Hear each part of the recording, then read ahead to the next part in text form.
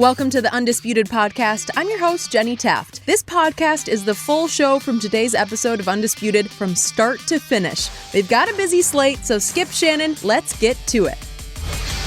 Welcome to Undisputed. We are live from LA. I'm Jenny Taft here with Skip Bayless and Shannon Sharpe. Guys, good morning. How are we doing? Where's the goat mask? I thought it was a goat mask game. What time is the parade? I thought you were going to be the Grand Marshal today and you were going to have to miss the show. My power went out last night. Did it? Yeah, and it came on this morning like 2:30. It woke me up. I'm all upset. Everything going off. Are you being serious? I'm dead serious, Skip. Your power went off? Check this. It went off. Your power? You own this town. Lakers walking up. The Lakers was getting ready to, like, 5, 4, 3. Everything goes dark. You're kidding. I don't know what was saying, what anybody who did the interviews. You got to get your man LeBron to get that fixed for you. Well, they got it fixed this morning, I guess. I guess so. PG&E got it fixed early this morning. I thought we'd have more celebration from your side of the table, they got me this Shannon. morning. The Lakers, they've reeled off 3 in a row thanks to a 122-114 win last night against the Kings. LeBron led all scorers with 31 points. Westbrook dropped only 19 points, but for the first time all season, and this is something, the Lakers point guard committed 0 turnovers. So Shannon, scale of 1 to 10, how impressive was this win? I gave him a 5, Skip. It was nice, but let's be real, it's still Sacramento. And they shouldn't have to have comeback against Sacramento. They were down by as much as 7 points in the fourth quarter, go on something like a 33-18 run and really open the ball game up. But I got to finally give them credit for winning games like this because we've seen them so many times lose ball games like this. As a matter of fact, last time Sacramento was there, they lost in triple overtime. So it was really nice to see them finally get a win of this magnitude. But the reason they were able to win this game, the reason why they were able to stay close in this ball game, despite how poorly they shot the ball, Skip, is because they had very limited turnovers. At one point, they had like 1 turnover in the first half, had 3 going into the fourth quarter. I think they ended with 5.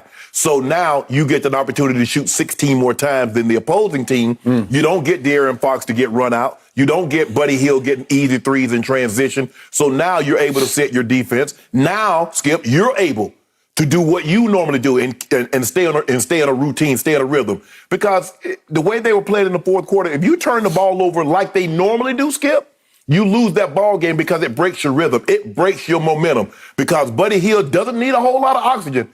Damn, every time I see him shoot that three, I said, boy, you sure look good in some purple and gold. Unfortunately, that don't seem like it's going to happen. Now, Skip, but it is what it is. We've been talking about this all year, Skip. Malik Monk, I told you Malik Monk should have been in the starting lineup because he plays the best off of LeBron. He can cut to the basket, Skip. He can shoot the three. He can get his own shot. He doesn't need the ball to do much. He don't have to dominate the ball. Bron can find him cutting.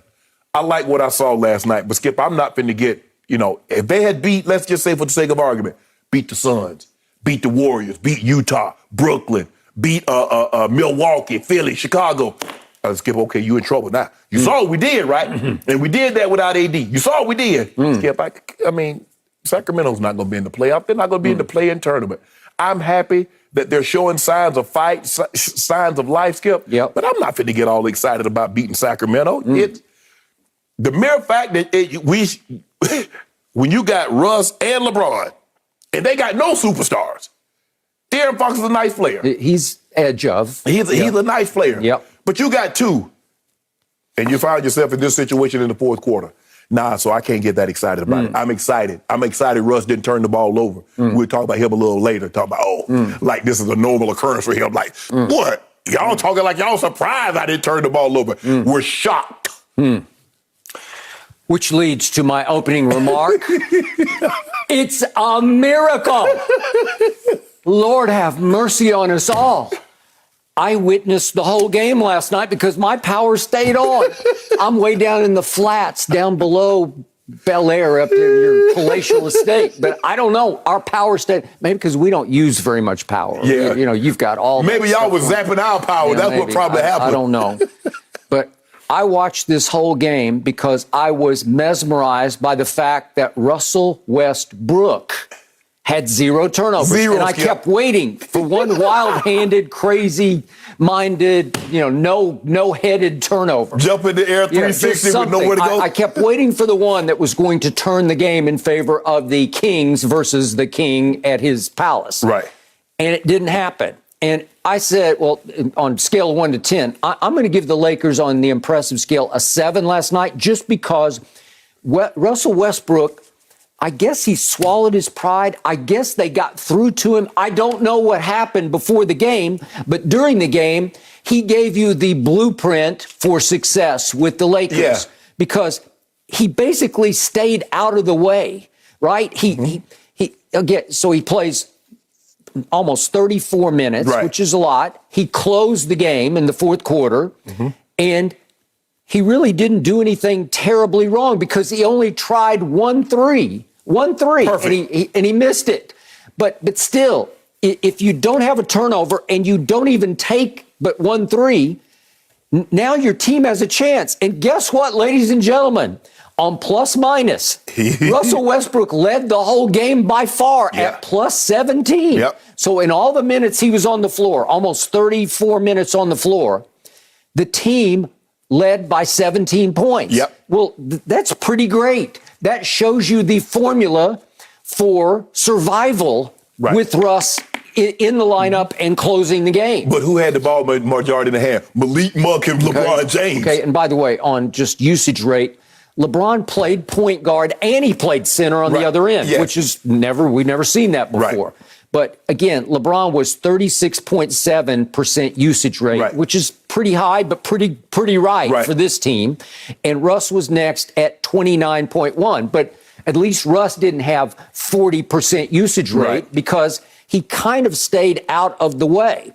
And by the way, third on that list of usage rate was, guess who? A guy that I've been beating this table for over here that should be playing a lot more, Dwight Howard. He was big last night. He had the third most usage rate at 24.1%, a little more than Malik Monk, who was sensational. But Dwight was 14 points and 14 rebounds on 6 of 10 shots. That was huge. And Dwight actually saved Russ early in the game. If you recall, Russ just shoots a cold air ball. It's just like it missed by 2 feet short. And Dwight's like, thank you. I got this. And he just puts it right back in. Okay, good. Okay. Was that a call play? I don't know. Maybe that's how you... No, it was not. Okay. So here's my point about LeBron last night that really got me. And I don't know if he was just joyful because Russ was playing real solid, smart basketball. Or remember, he had a really bad night the last time this team visited, and they got embarrassed because it was a triple overtime game. It was the day after Thanksgiving. Same building, different name, but same building. And it went 3 overtimes because LeBron missed 2 walk-off shots, which is hard to do in one game, but he missed 2. And I told you yesterday, only half kiddingly, I thought this was a revenge game for the King against the Kings. And down the stretch, I got to give him high marks because he played the fourth quarter and he did not hit the wall in the fourth quarter. He scored 14. And even though at one point he was 1 of 8 from 3, he made 2 big threes that gave him the lead back. It's with about 4 minutes left. If we could see the celebration after the second 3, I was like, LeBron, what are you doing? Here's the second 3. He had just hit one, like 40 seconds earlier. And he says, I'm feeling it. I got this. And then as he goes up court, he is giving it. He is doing mean mugs. He is shaking the head. He's got it going. And I'm saying, LeBron, it's just the Kings. Maybe you should save it for Phoenix or the Nets or somebody. Right? But Skip, it was the and one. There he really got it going. Thank you. Let's see that one if we could, please. This is later. This is like the dagger. Damon Jones, you in the wrong place at the wrong time, bro. Drive it left-handed up off the glass and one, and he goes crazy. He says, y'all know I'm a mofo problem.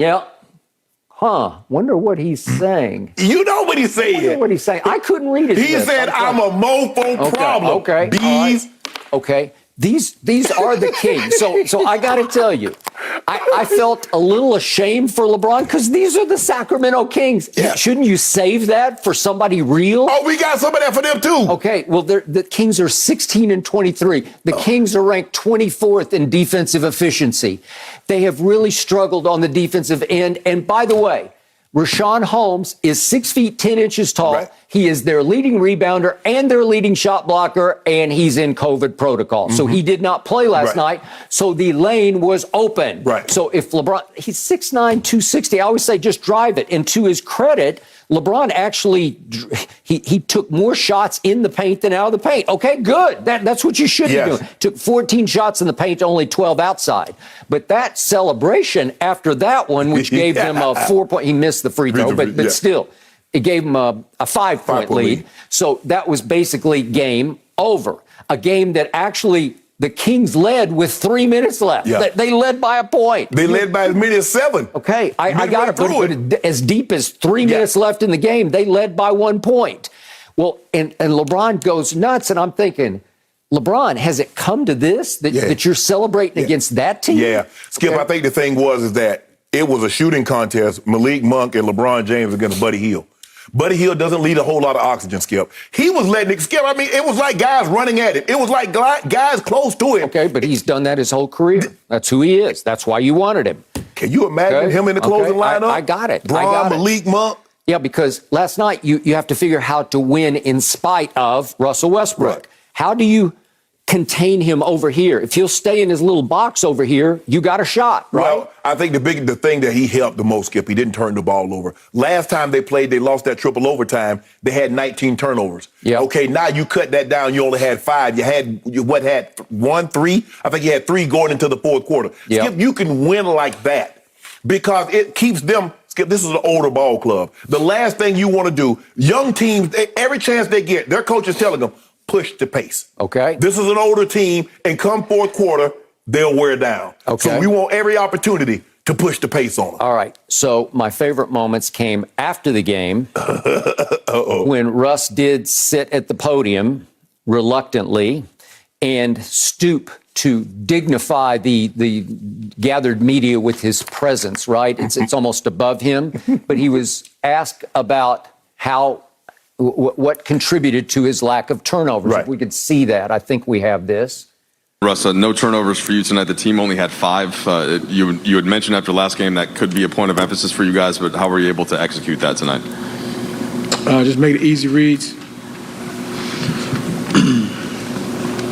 We had a season low 5. I don't know if that's realistic, but it's it shows that we want to put our mind to it, we can do it as a team. We shot the ball 99 times. They only shot it 83. Like we like that better than turning the ball over. Okay, so the first answer came by itself and just shut down. I believe it was Dave McMenamin of ESPN, and it was obviously a very legitimate question. Yeah, and Russ just completely shut him out and shut him off by reading his phone. As you said, that's all he does is just read his phone. That's it. Just made easy reads. Well, just the last game, you had 9 turnovers. Right, so we don't know easy reads in that game. I don't know. I guess they were hard reads in that game, right? Exactly. Against Minnesota? Really? Skip, he's gone 407 games. He snapped a streak of 407 games with at least 1 turnover. March 14th of 2016 was the last time he had 0 turnovers. That's almost 5 years ago. Playing at least 30 minutes. Last night he played 30 minutes and had 0 turnovers. Yep. He's played 28 minutes and had no turnovers, but that goes back to 2013. So since they started keeping the stats of turnovers, I think it goes back to 72, 73. Russ had gone the longest without having a 0 turnover game. So 40 years since they've been keeping the stat. And all of a sudden, he's like, man, y'all asking me these dumb questions. Yeah. Y'all know I take care. Bruh, you a turnover machine. That's not a dumb question. No, it's not a dumb question. Oh, I remember when AD went out, I'm going to let the game dictate, what I do, what I need. Bruh. I just, it's just, it would be frustrating to do that job. In the second answer, he made it a we. If we collectively, he's talking about, if we put our minds to it, we can protect, we won't turn the ball over. We? Bruh, it's a we, it's a you. Thank you. They had 14 turnovers, you had 9. So guess what? Had you not turned the ball over the last time, guess what? They'd have 5 turnovers again, which is realistic. So he did make one statistical point that was very valid. He said, we shot the ball 99 times. They only shot the ball 83 times. I wonder why. Guess what? Yes. You didn't turn it over. You didn't hand it back to them. And then Coach Vogel made a very interesting reference that I had not heard. Maybe I should read Phil Jackson's books a little closer, but he made a Phil Jackson reference that was fascinating because he said, defense, this is Vogel, he said, defensively, obviously, live ball turnovers kill you. They're what Phil Jackson used to call CFUs, right? Compound, ... mistakes. I think the reference was to compound F-ups, okay? So I love that because that is exactly right. He's talking about live ball turnovers where if you turn it over and the ball doesn't go completely out of bounds, right, that means the action continues the other way. Thank you. And you are going to get cooked because you can't get your defense set at all. Usually it's going to lead to a 3-on-2 or a 2-on-1 kind of break if you live ball turnover. For the most- So Phil Jackson's point was those are the ones that compound because it's insult to injury. Right. You know, you're going the other way and you're going to give up a dunk. Don't exacerbate a bad situation. That is already. correct. And you're right, Skip. 16 more shot attempts. Russ is the king of CFUs, isn't he? Yes. Like he seriously. Is. So the point is, I loved what Vogel said, but I didn't love what Russ said, and yet Vogel continued to defend him, and I think we have this. He just went off about how Russ is really invested in this team, and he loves Russ. If we could hear this, please. He really cares. He really wants to do the right thing. And, I was really proud of a bounce-back performance, after having a high turnover night last game and coming out having 0 turnovers tonight. And defensively, obviously live ball turnovers kill you. They're what Phil Jackson used to call CFUs, right? Compound mistakes. So it hurts you on both sides. I ain't no F and M. No, it doesn't go together. Yeah. But the point is, he is still, they have to defend Russ because they're stuck with him. And you get upset when they all say, Russ has still got to be Russ. Well, they're just trying to survive it. They're trying to figure, because LeBron can't condemn Russell for his turnovers, right? Yeah, no, Skip, and I get it. You're supposed to support your teammate, especially in game situations, no matter what. Even when the quarterback's turning the ball over. Yes, we need to do a better job of protecting, but I'm not going to throw him under the bus and then drive the said bus over him. I'm always going to be in his corner. I always want to speak positively about the situation. But trust me, I'm seething. Because I know you're costing us game. As well as our defense is playing, you can't turn the ball over 7 times. Our defense give up 21 points and we lose. You do realize that. So I get all this. Russ want to do what's in the best interest of Russ. That ain't all what he wants to do. There is no possible way that he thinks by playing the way he plays is in the best interest of the team when you turn the ball over 4.8 times a game. How does he believe that is in the best interest of the team? Yep. I believe Russell Westbrook went home not very happy last night. Even though they won, look at his numbers.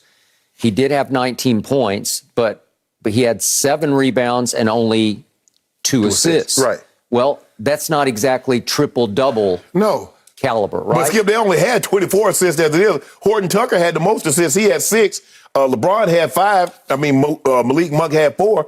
But a lot of the stuff was Skip was, one-on-one. There wasn't no pass and somebody diving to the basket. Nope. That wasn't what that was. Yeah. And LeBron said we didn't shoot the ball very well, but what saved him in the end was Malik Monk. He made 6 threes. Right.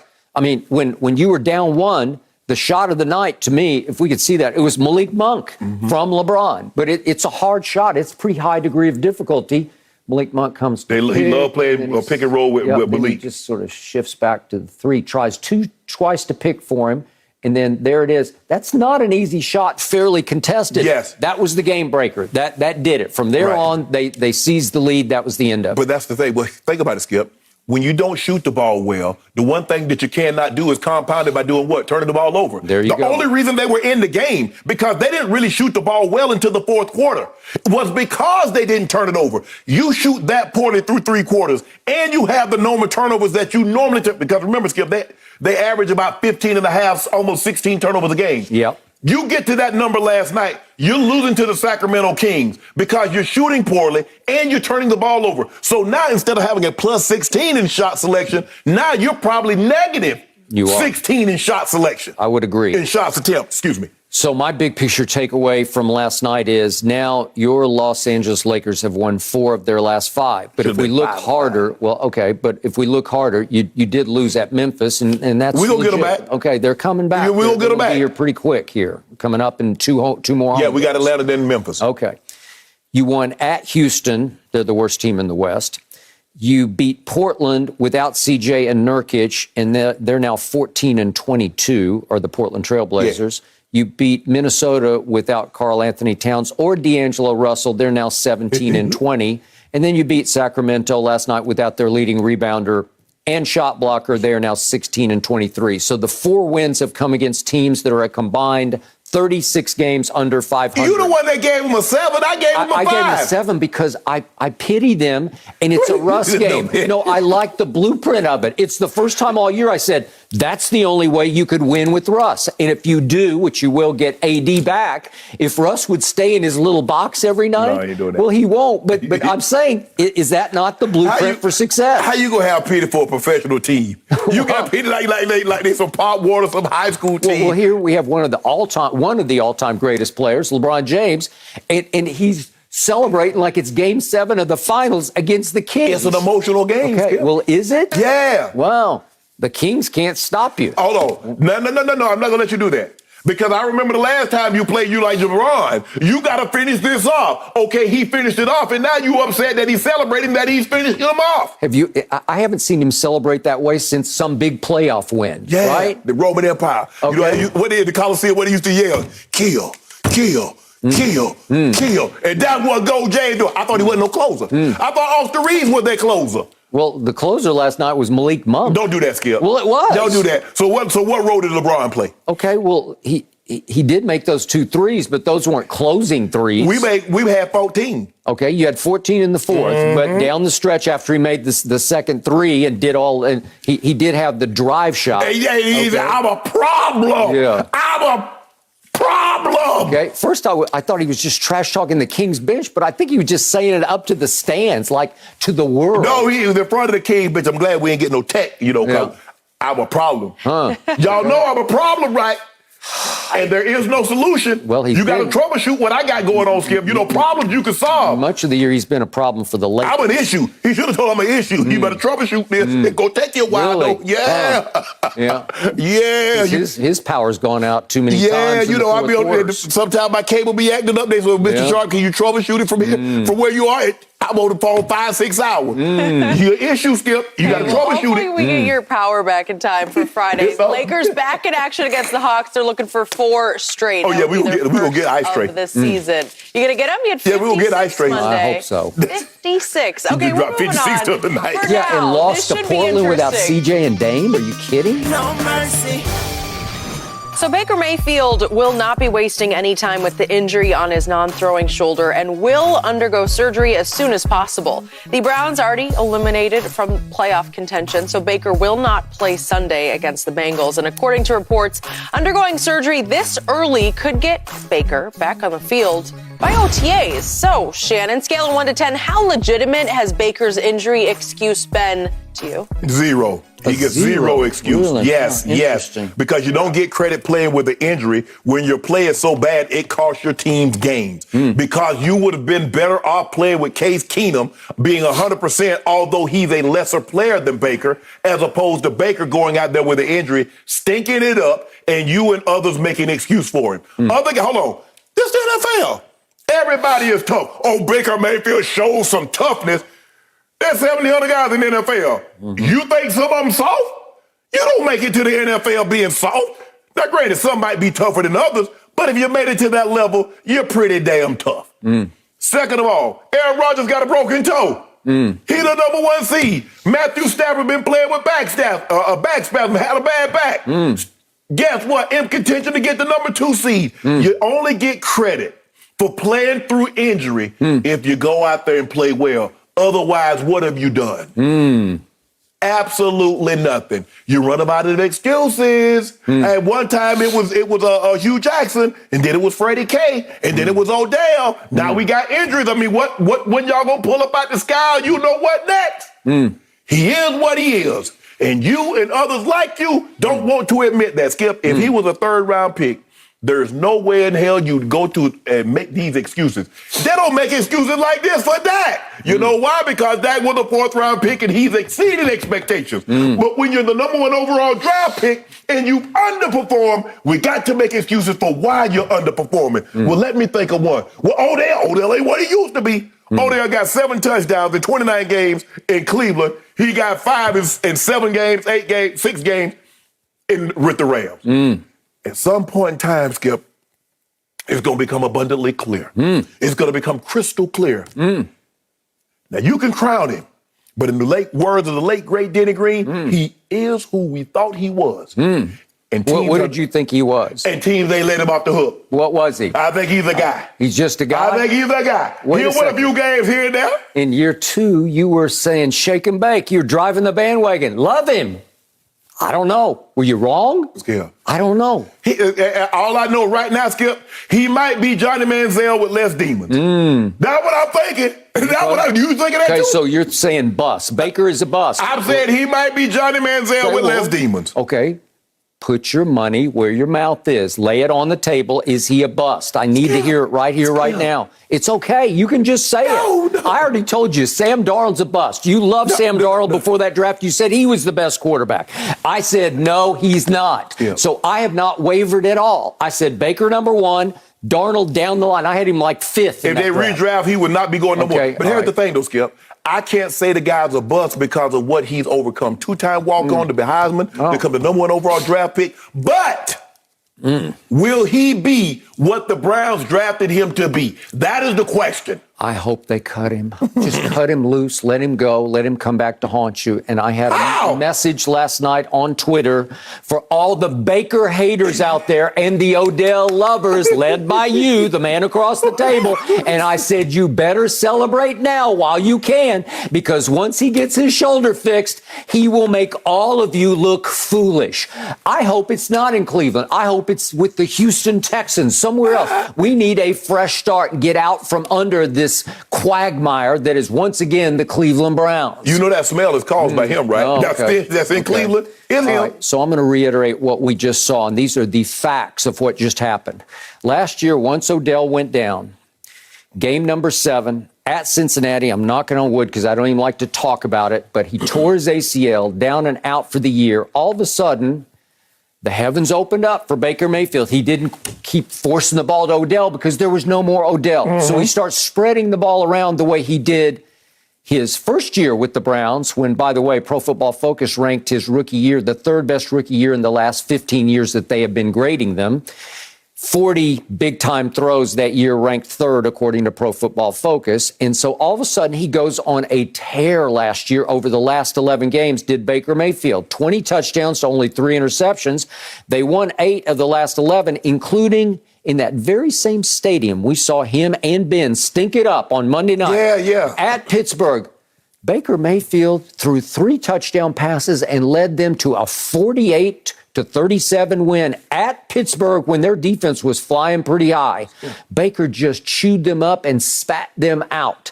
They won a playoff game for the first time in 3 decades? It's been forever since Cleveland had won a playoff game. And all was well. All was great in Cleveland. And he carried right on into this year. He goes to Kansas City in the opener, and he throws for 321 yards. They did not win the game, but that was against the defending champ at their place, or the defending runner-up at their place, defending champ of the conference. 321 was Baker Mayfield in that game. And he comes back against a Houston Texans defense that was pretty good this year. It caused a lot of people a lot of problems. And what did Baker do to open the game against the Texans? He completes 9 of his first 9 passes. On his 11th attempt, I give you this, he threw a pick. But given who he is, he's a gamer. He's a battler. He ain't no gamer. Stop saying that. And he goes after, who was it? Justin Reed, who picked it off for the Texans. And he throws his left shoulder into him to tackle him and stop him from running the ball back. And he wrecks his left shoulder. He not only fractures it, but he tears the labrum in his left shoulder. because expectations are running so hot and so high for the Browns. A lot of people picked them to win the AFC, including me. Yeah, you did. Me. I did, because on paper that looked like the team to beat. No. And Baker says, I'm going to suck it up and I'm going to play. I put my money where my mouth is. He's doing 9 billion Progressive and Heisman House commercials. And he said, okay, I'm going to back it up. I'm going to show you how tough I am. I'm going to try to play with something I have no business playing with. I'm going to put a harness on my left shoulder.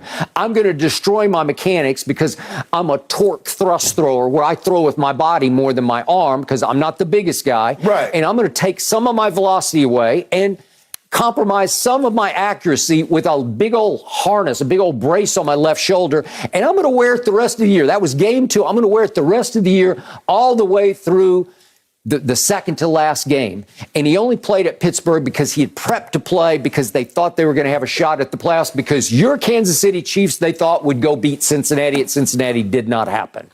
So all of a sudden they're out of the playoffs with nothing to play for, and they go to Pittsburgh and they all stink it up. And Baker at the end of the game is still rocking and firing. And as he said after the game, if anyone wants to question my toughness, just put this tape in, because at the end of the game on a 3rd and 10, he runs for it. And to your point, you showed the video of it. Yeah. He decides, there's Trey Norwood, rookie from University of Oklahoma. He just says, I'm going to lower my left shoulder just to show everybody. That's how I heard he was. Yeah, and I'm going to just ram him with my left shoulder just to say, take that, all you Baker haters. And I thought they got back into position. They were within an onside kick of getting back in the game. Here they came again. But no, it failed, and that was it. And he came to his senses after the game and said, well, I just got to get it fixed. Well, I've been saying that from the start. I told you all year long that requires surgery. Okay, it's the only way to fix it. Well, you sit down. Go get it fixed. Yep, should have. Okay? Is an excuse on a scale of 1 to 10. It's a 9. Again, I only give you a 9 because what does Shannon Sharpe always tell me? If you step on an NFL field, and there you have it. You play. Okay, And there you have it. Or you play well. Okay, but do you play with something that's torn? Yeah. Oh, okay. Oh, you told me Tom Brady played with a torn lead ligament all year. I didn't tell you that. He told you. That. Well, is it true? So did he play? So if Tom Brady hadn't played well, what would you have said? You'd have blamed the injury? Medial collateral. All I'm asking you is, Skip, all I'm asking is this. If the guy's led the league in interceptions since he got drafted, how much of that was injury related? If he's led the league, he's tied for the most fourth quarter interceptions since he's entered the league. Yep.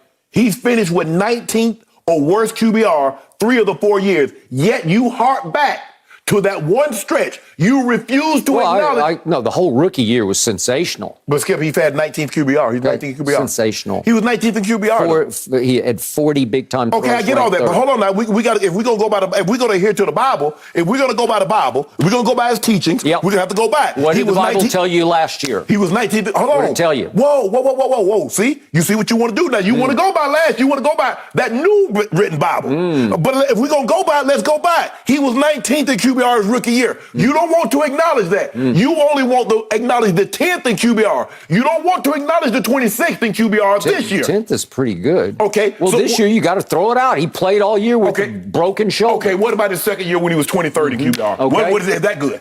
Who was added to the roster? You see, now there we go again. Odell Beckham Jr. Baker idolizes Odell. Baker wanted to be his best buddy off the field. They socialized together. They took vacations together. And during games, I would just shake my head because he's looking Odell. I got to get the ball to Odell. And it wrecked their year.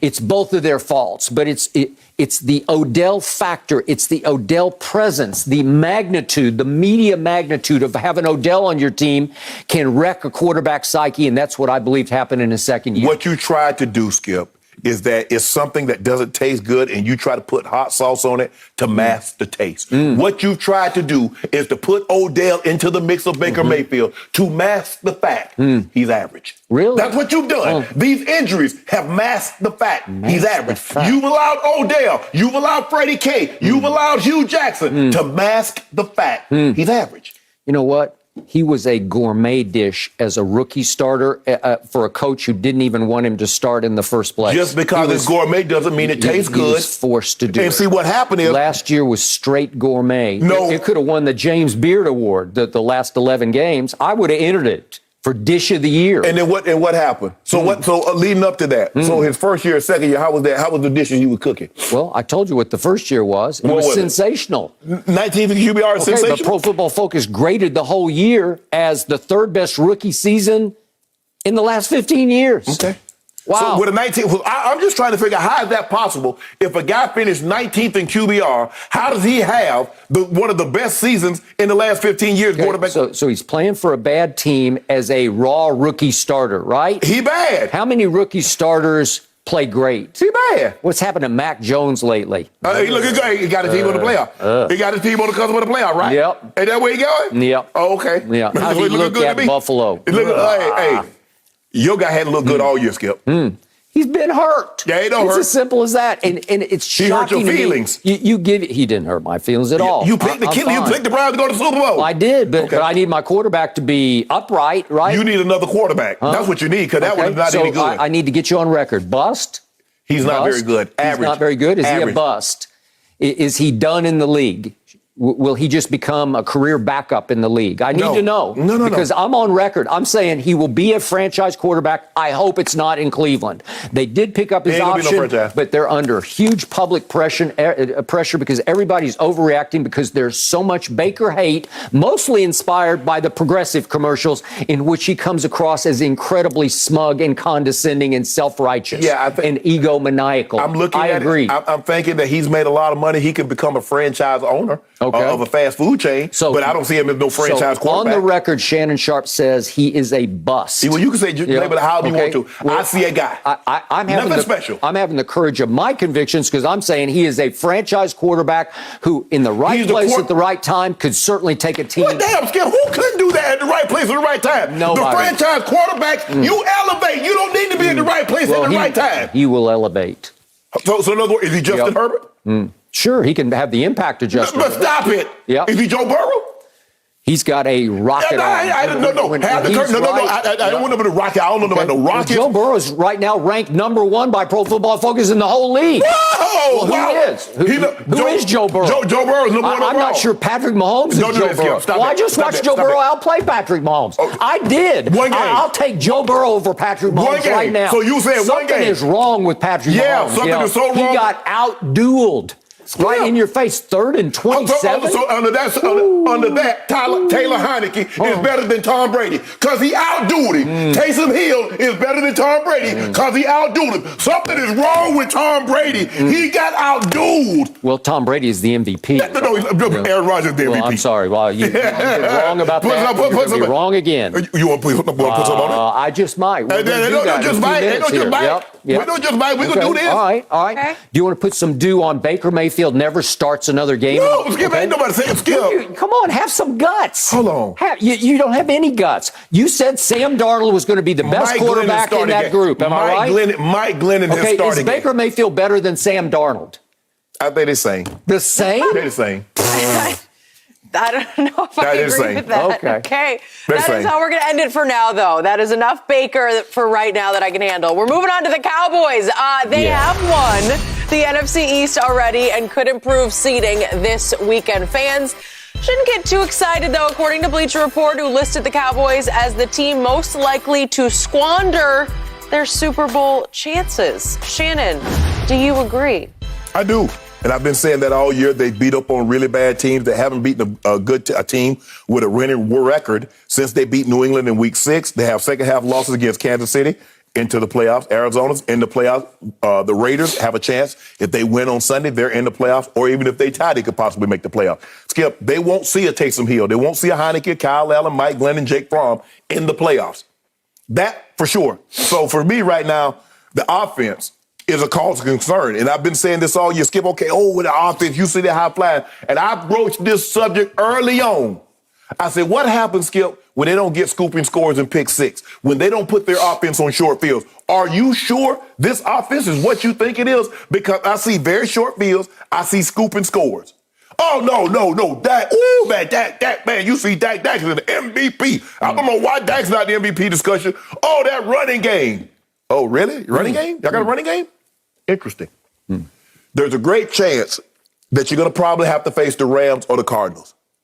I feel very comfortable either one of those teams seeing you. Okay. Gonna beat your butt. Good. I will take 5 cases right now on Dallas in the opening playoff game at home. I want to make sure everybody come in healthy. Okay. I don't want nobody to be in no protocol. I don't even need to know any of that. Yeah. I just need to know 5 cases right here, right now. Boom. First of all, put it right in the middle of the table. You and I'll take 5 cases. Because what happens, and I hope this doesn't happen, somebody goes in the protocol that's very, very important. You're going to want to back out. One of your top guys is in protocol. You're like, no. So we got time. Oh, you're trying to save me from myself. I'm trying to save you from yourself. But you know, you're going to see the Rams or the Cardinals. You do know that, right, Skip? You feel very comfortable in that, right? I feel 1,000% comfortable. More than you even know how comfortable I feel. But you know what I wanted to, I kind of wanted to be the Rams. Because I want Odell to do you in. Because there be nothing like if Odell did you in, it's over. It's over. I'm coming out here in full. I'm going to get Odell uniform. And I'm going to come in here the next day with Odell uniform. That number 3 Ram with the helmet and everything. I know you've told him you've got his back on this show. No, I appreciate that. Yes, you have. It's okay. It's okay. I ain't told him nothing. I just need Odell to do that. I just want to see Matt Stafford in the opening playoff game at Jerry World. That's what I want to see. Because I've been on record that Matt Stafford is not that guy at that moment with the lights the brightest. I've told you that from the start. We will find out. He's now thrown 5 picks in the last 2 games. He's thrown 4 pick sixes this year. He is starting to unravel right on time, as I told you. It's not like your guy that's taking care of the football leadership. All right, so here we go again with my Dallas Cowboys. This is why they are America's team. Still America's team.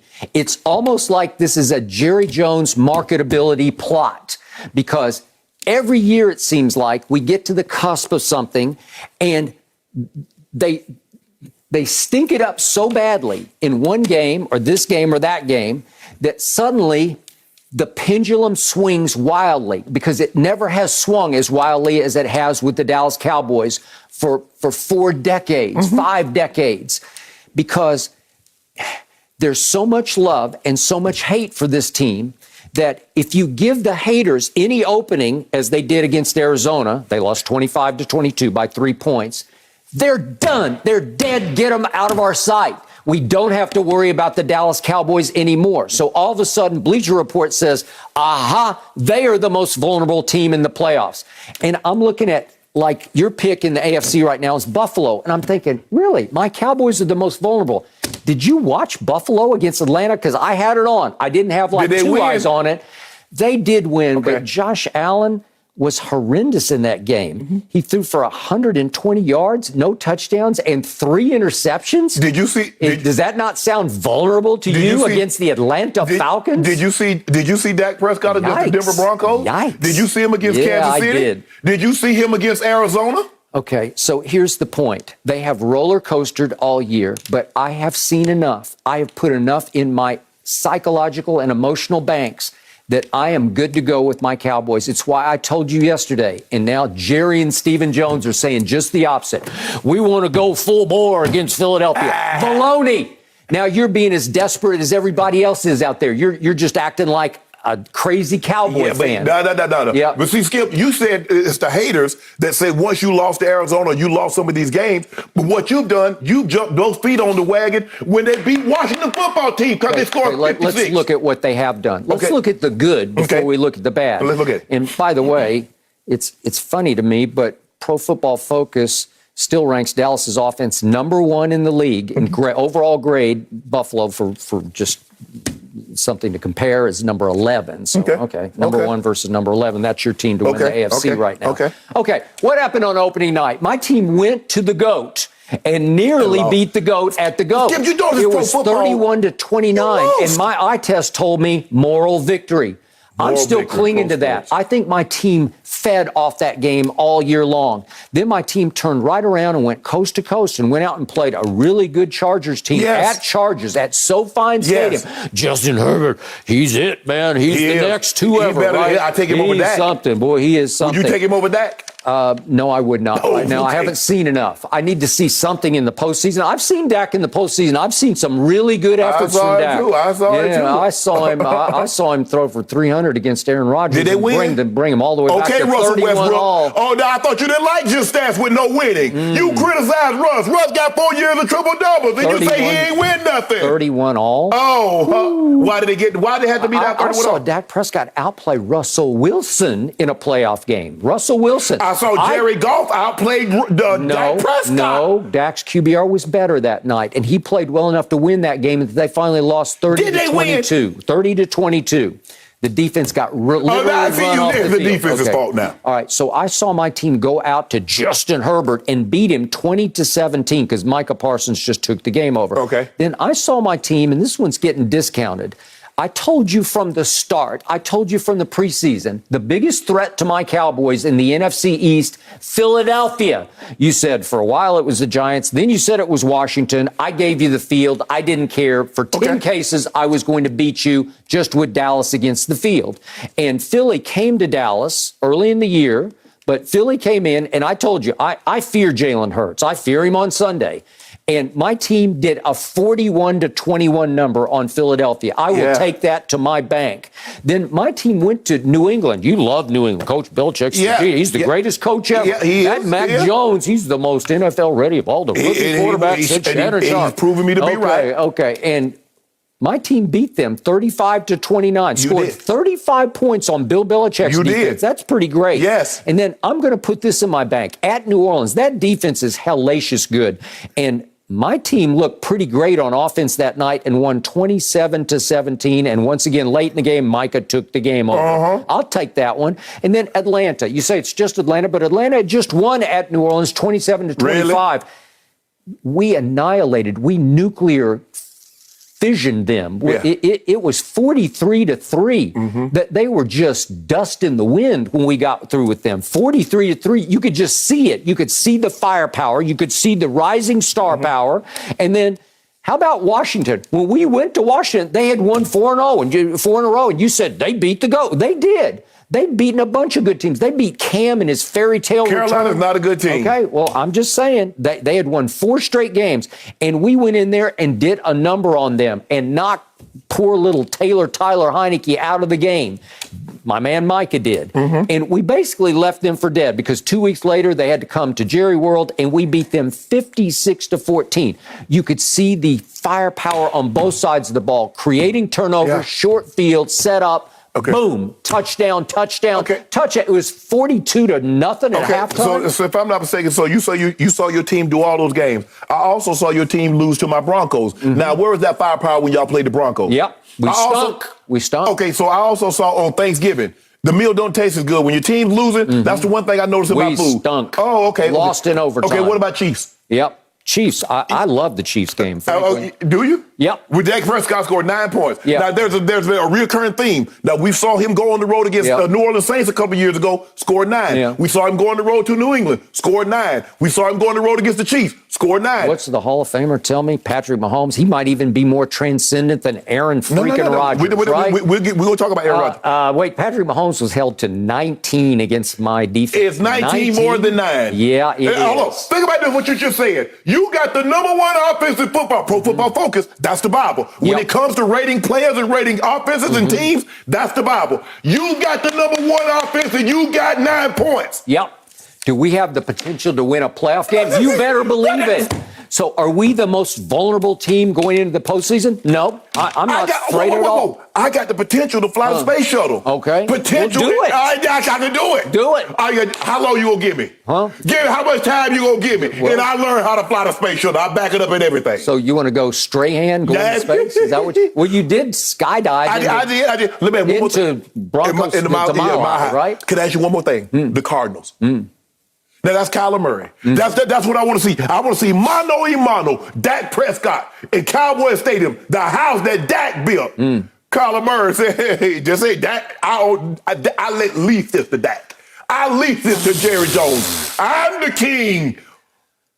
Who was skeptical sitting at this table about Kyler Murray going into his draft? Who was skeptical and said he's just too little? Skip, that's a different Who has argument. continued to be skeptical about Kyler Murray? He just can't last down the stretch. Not big enough. Hold on, talk about it, Skip. That's you, that's not me. I said star. I said he's going to be a star. That's a different argument than what we're having currently. Well, it's down the stretch, and he's coming unraveled, and you picked Dallas to win the game and cover the spread. You see what you're trying to do? Now, because I picked Dallas. No, you're right. And it should have been to fruition. If Dallas Cowboys are what you and Pro Football Focus say, I should have been free and clear. 5 points should have been nothing. Okay, so I'll start with the negative stats. I'll throw them at you because this is what everybody is seizing upon. What are they seizing Last upon? week, Dallas was a dark horse to win the Super Bowl, right? No. Oh, yes, they were. A lot of people were starting Who to put them in climb the race? aboard. Huh? Who put them in the race? A lot of the media pundits were starting to say, uh-oh, You look starting out from for the outside Dallas. pole. Okay, so you're in the race. There's a chance you go in, but you're starting at the outside pole. All right, so let's do running attack. I used to rave all the way for the first 7 games about Dallas's rushing attack because they ranked second in the league to the, guess who? Cleveland Browns. And then what happened? Through 7 games. Over the last 9 games, Dallas ranks 27th in rushing. Oh. Zeke has plummeted right on schedule to a grand total of 57.2 yards per game rushing, What? which is once again his career low. No. Every year he's been in the league, career low. Who said Zeke was going to have a bounce back season? I did. You did. Michael Vick, don't think I forgot about you because you said it also. But anyway, Skip Bayless. Did he have 1 through 7 games? Yep, he did. Skip, the season is 17 games. I got it. Okay. Do you realize this, Skip Bayless? Derrick Henry has not ran the football since week 8. He still has more rush yards than Zeke Elliott. Okay, and by the way, he's about to come back. How is that possible? Yep. A man has not touched the football since week 8, and he has more rush yards than Zeke Elliott, who's carrying the ball every week. What have I told you from the start?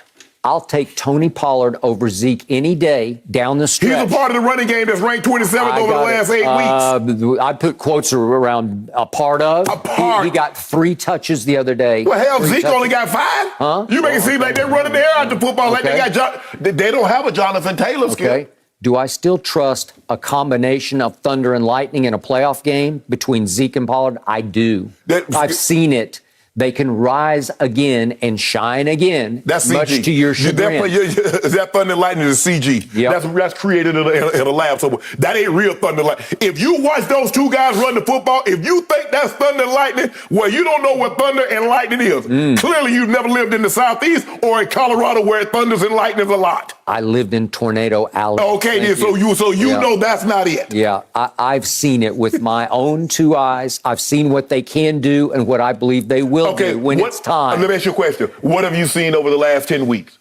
Well, not much run. Okay, then. Okay. Yep, but I have seen some explosions on offense. I've seen a bunch of points. I saw 56. Against Washington football team.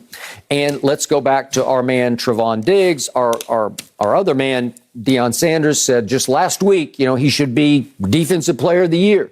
And yet, and what happened? He has set the record for most yards allowed by a single cornerback, right? Okay. Yes. He's obviously leading the league in interceptions. He has tied the great Everson Walls and my Dallas Cowboys for the franchise all-time. Well, that's the most interceptions in the last 40 years, 11. There you go, 11. And yet I covered that year with Everson Walls. He was undrafted out of Grambling, a raw rookie who could not run. He was a 4.6 40 guy, so everybody threw at Everson. Right. And he made a lot of teams pay because he could really sniff and catch the football. He could smell it out and had great ball instincts a la Trevon Diggs, who's even much more athletic than Everson was. Because Trevon's like a receiver playing cornerback. He got tremendous hands. Okay, so to me, I'll still take him. The great outweighs the awful with Trevon Diggs, and I'll take him going into a playoff game because I think he's a big game player. I think he will make big plays. Oh, Cooper Kupp. I know Cooper Kupp was looking for having a Fields day. Okay. OBJ looking to have a Fields day on number 30. He's averaging on Brown. 3 catches a game for the Rams and 40 yards. As long as one of them is a couple of them is a key first down and the game winning touchdown, he'll take that. Okay. He'll take that. So I'm trying to give you all the negativity because I want everybody to decide Dallas is done. I need that because my team, in the end, is media motivated. If the media says This is a Super Bowl team. My team's liable to just mail it in and stink it up. And we saw that against Denver, and we saw that against the Raiders, and we kind of saw that against Arizona. Kansas City, Arizona. That wasn't a stinker like this. It was a stinker. Y'all, Skip, you just told me you got the #1 rated offense in football, and you got 9 points. That's a stinker. I need the media to decide it's over for the Dallas Cowboys. Think about that, what when they hear that, it's like Coach Popovich used to say, you have to play with the appropriate fear, he called it. Well, when Dallas plays with appropriate fear, you're in trouble. Think about what you just said, Skip.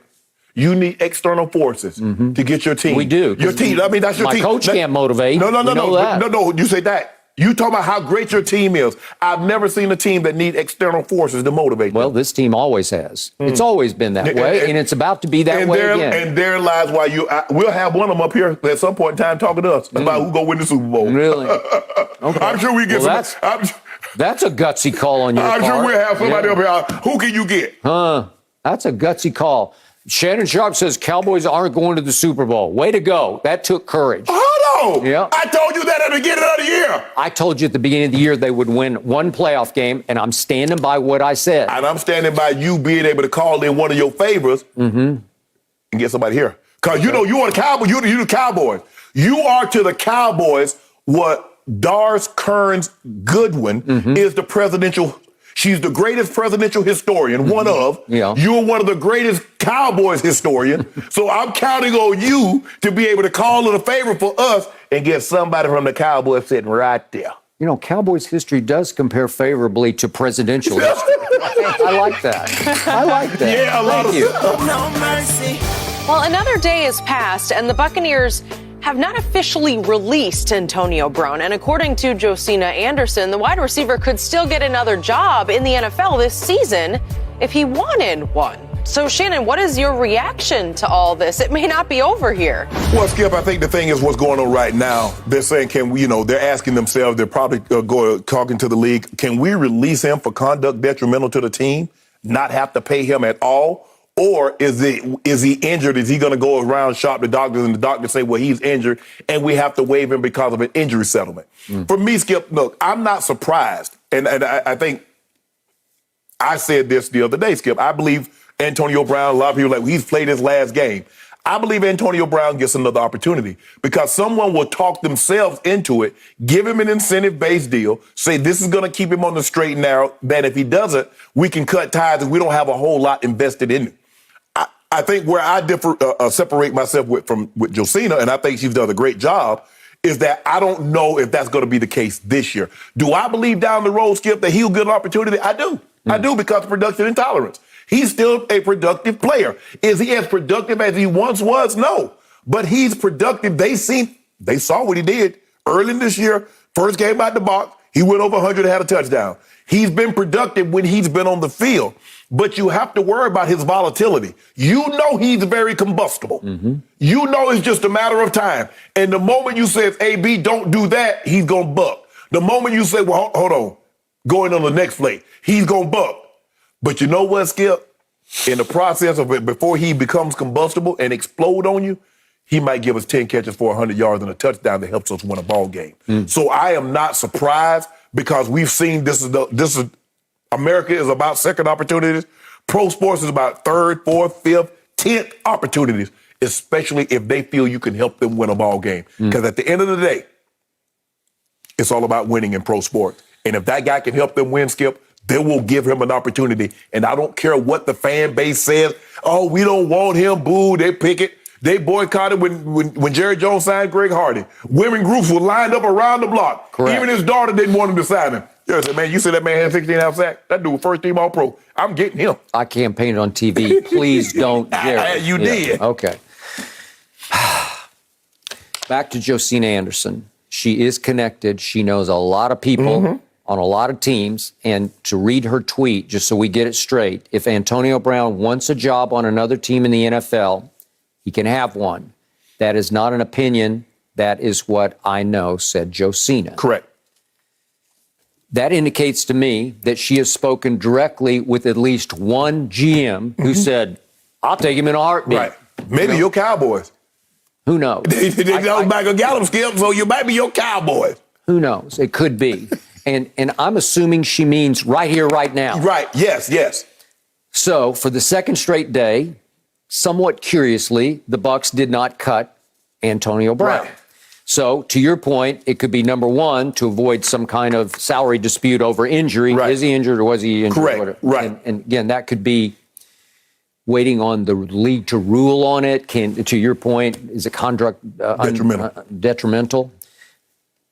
Number two, are they just trying to wait it out and keep him on the roster and take up a space just to keep him from another playoff team? Right. Are they that fearful that another team would jump right in and take him and he would come back to haunt them at some point? Maybe, which leads to number three.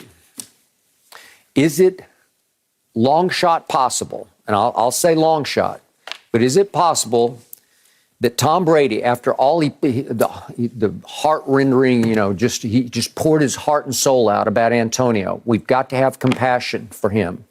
Is it possible that he asked ownership, the Glazers, the GM, Light, Coach Arians, to just give it a couple of days, let it blow over? No, he can't come back in there, Skip. Okay, let emotions Skip, he can't simmer and calm. Skip, he can't go back in that I'm locker just room. saying, if I know Tom Brady, he's thinking, Skip, the guy, still like to have him. Skip, he quit on everybody on the sidelines. I got it. I've never seen anything like it before, which is why I told you Monday that I was starting to lean toward many media people, including our man Jarrett Bell, USA Today, who's covered this league forever.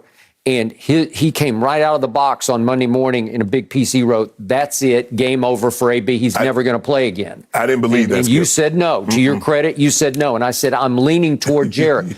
I'm a never say never guy because nothing ever surprises me when it comes to win at all costs. Thank you. You've been around this league far too long, and you see some guys do some bad things and get opportunity after opportunity after opportunity because they can help a team win. Do I think AB is as explosive as he used to be in Pittsburgh? I do not. He did have off-season knee cleanup surgery, meniscus cleanup. Right. And now he's dealing with the ankle. Now, and it seems like it's plaguing him. It's like it's ongoing. I think I read a report, I don't know if it's true, that he might be visiting an ankle specialist. So maybe that's kept him out from the fifth game all the way until 2 weeks ago.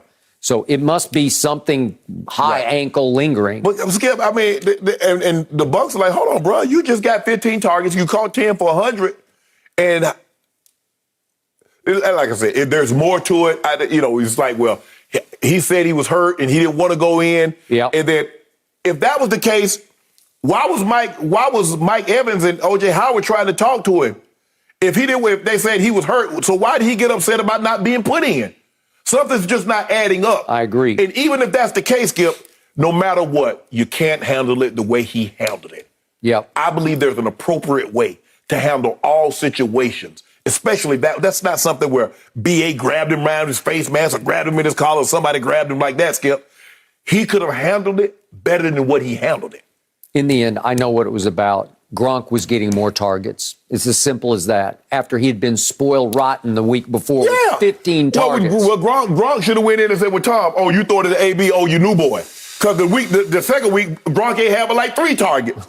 Against Carolina? 2. Well, remember, against Carolina, because remember, he had 11 thrown his way against New Orleans, and he caught 2. And he goes to Carolina, and he didn't play much better. And I don't know if you call it a drop, but the one in the back of the end zone, it just falls right through his hands like he never saw it. Yeah, he lost it in his life. Tom goes trotting up the sideline saying, what's he doing? Right. And I thought he got doghoused. Right. And then Tom said, I guess I got to figure. He liked the matchup. Right. The Jets were single covering Gronk, and he said, I'll take some of that. But, Skip, if you notice, it's about matchups. It's about an opportunity. If you look at Tyreek didn't catch a whole bunch of balls. Byron Pringle, Robinson, all even the backup tight end had more catches than Kelsey. Mecole caught several. Mecole caught that one deep one. But Skip, it's about matchups. If you're trying to take this away, okay, we're going to double AB because we feel we like our chances with Mike Evans. But Mike Evans never complains. Mike Evans never get 14, 15 targets. All he does is go out there every single week.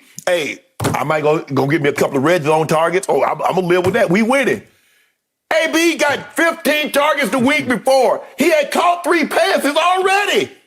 Well, remember, he'd been empowered to believe he was the savior because there's no Chris Godwin.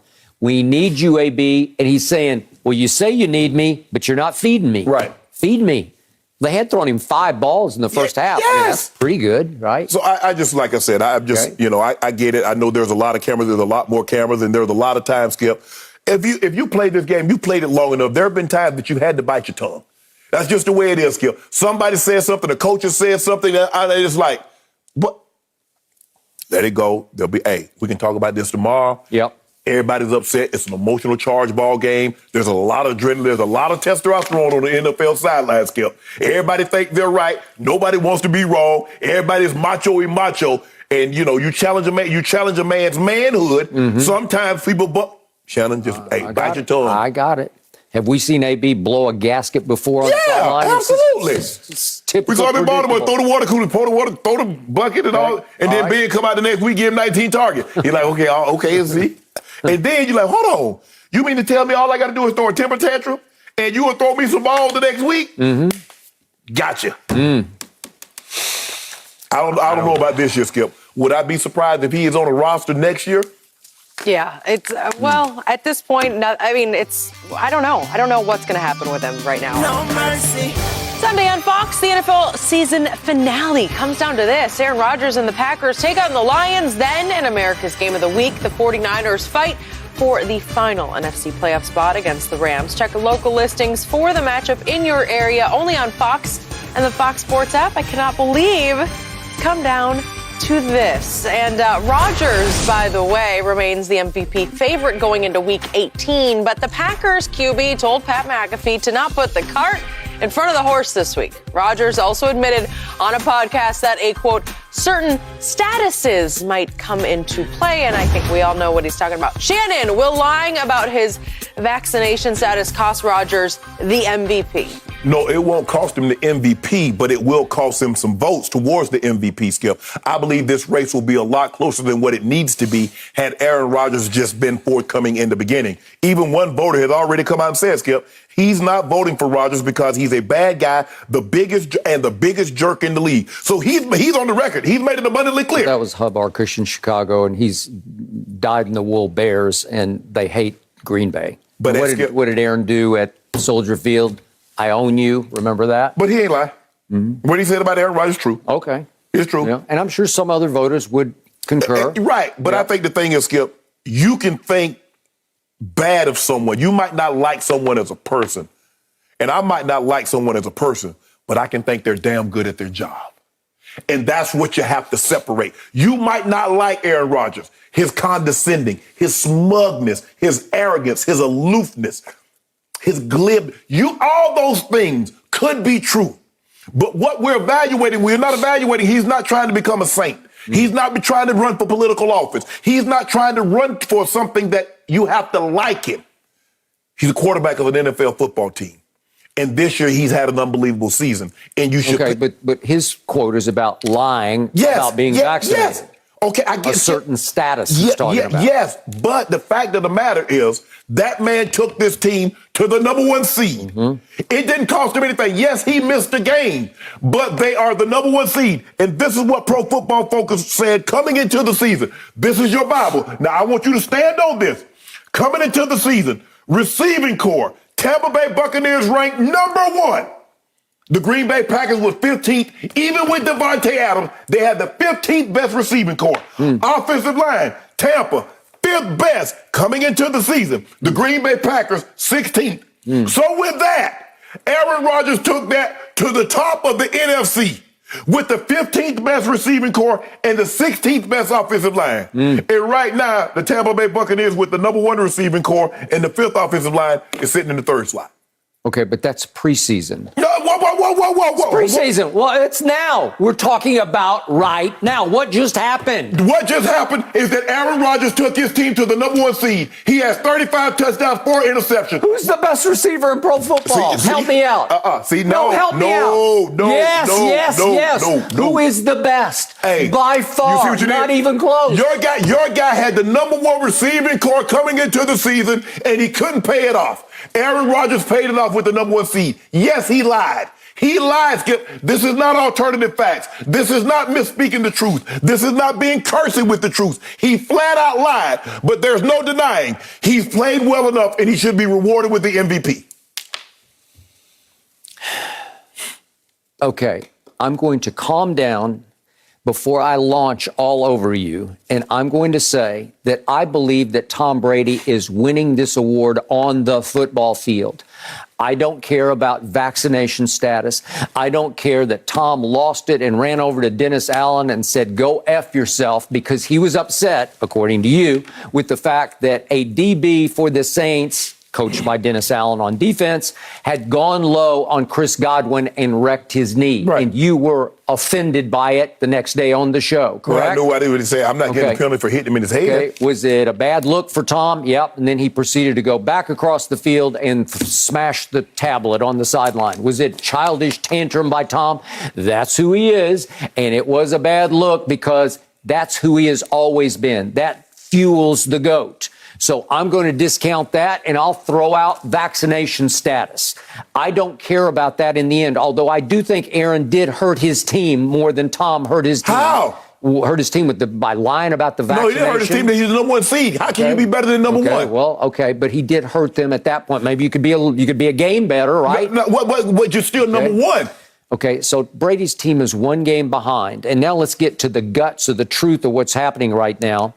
Let's go back to my Bible, Pro Football Focus, the site you hate now that you're hanging your argument on. I'm just using your argument. That's all.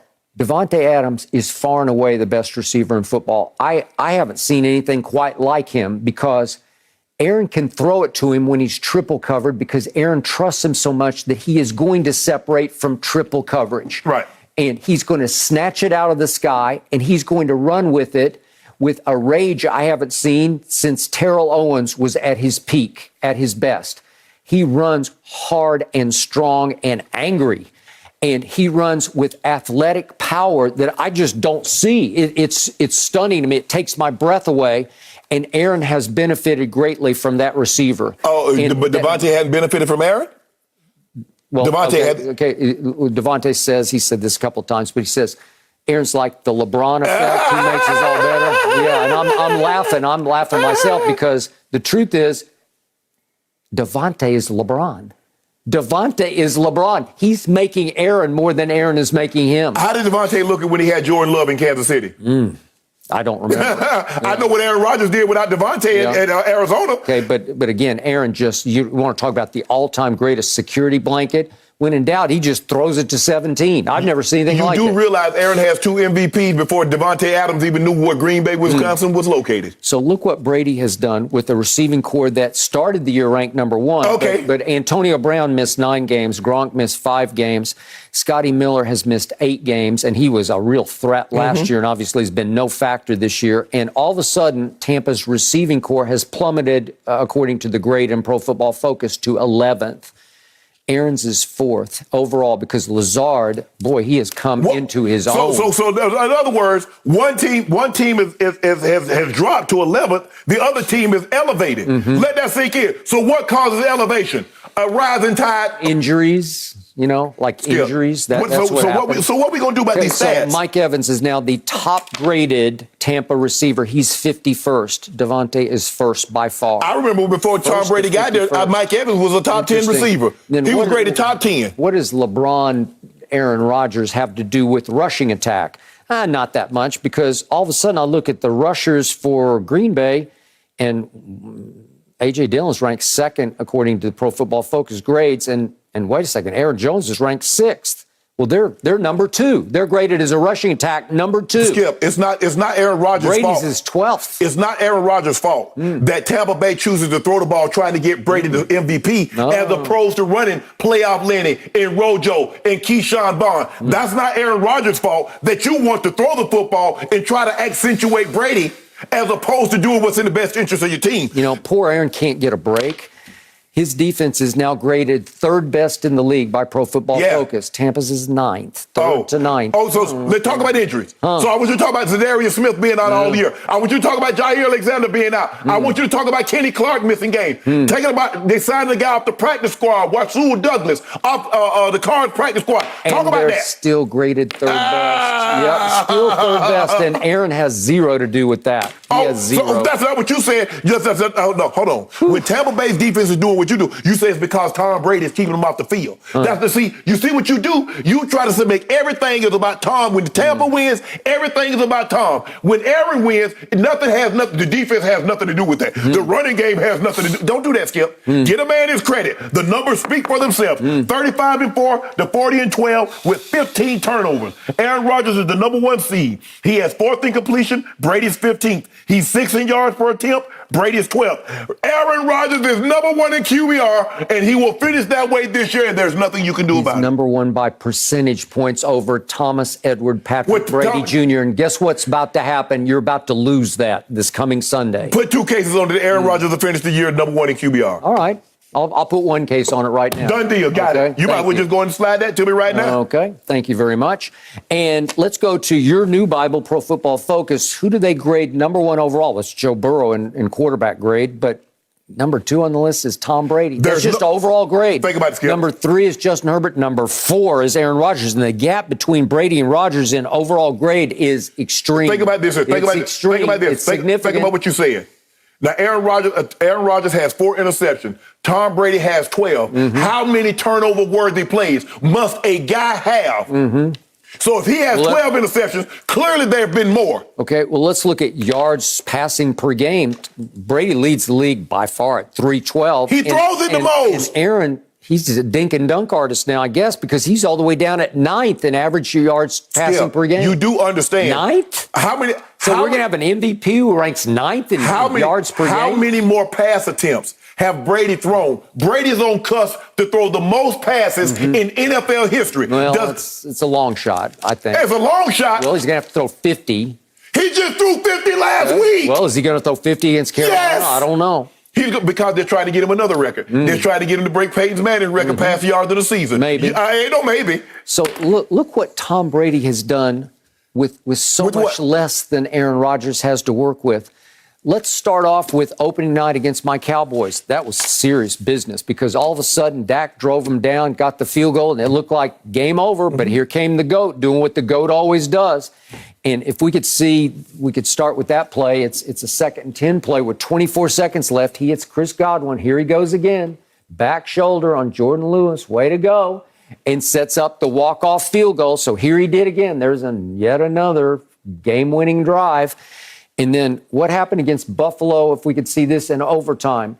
Who is this? You didn't even know he was on the team. Broussard Perriman. He's bounced all around the league, and Brady turns him into a walk-off receiver against the Buffalo Bills. No one draft pick. The team you say is the best team in the AFC right now. That happened against Buffalo in overtime, thanks to the GOAT. Okay. Another game. Okay, if you don't mind me, can you show me? We got to do one more. We got one more just this past Sunday against the Jets. They're down 14 in the 4th quarter, and he hit Cyril Grayson with a walk-off TD pass. Are you kidding me? Cyril Grayson's on his 8th team in the NFL, undrafted because he ran track at LSU. Are you kidding me? He did that with Broussard Perriman and Cyril Grayson. Look at what he keeps doing, and he's got them just one game behind Green Bay. Interesting. You know what? Well, we got any footage of Aaron against the Saints? What about Washington football team? We got any footage? Oh, damn. Well, you should ask for it. I don't need it. Yeah, somebody did his preparation. You have to prepare. No, I don't need that. Because everybody knows they saw what happened on that Sunday. I don't even remember those. Oh, you don't remember? You just told me that he walked at Dennis Allen and told him to go to what himself. Okay. You told me on Sunday night he threw the tablet. And the NFL said, don't you throw another tablet or we going to put paper on you. And speaking of New Orleans, I'm glad you brought them up because on opening Sunday against New Orleans, Aaron Rodgers just flat out stunk. He looked worse than Brady? Yes, he did, because his QBR against New Orleans was 15. Brady's QBR against New Orleans was 20. So in their one common game, bad game, right? Yeah. Common opponent, bad game, Brady did better. Brady threw only 1 interception, and Aaron threw 2 against New Orleans. Okay, what about the Washington football team? Wait a second. I think that's advantage Brady. Hold on. You do realize you lost twice to New Orleans. Can you beat New? I mean, you lost, Skip. You're losing to Taysom Hill. You're losing to Heineke. Can I interest you in that?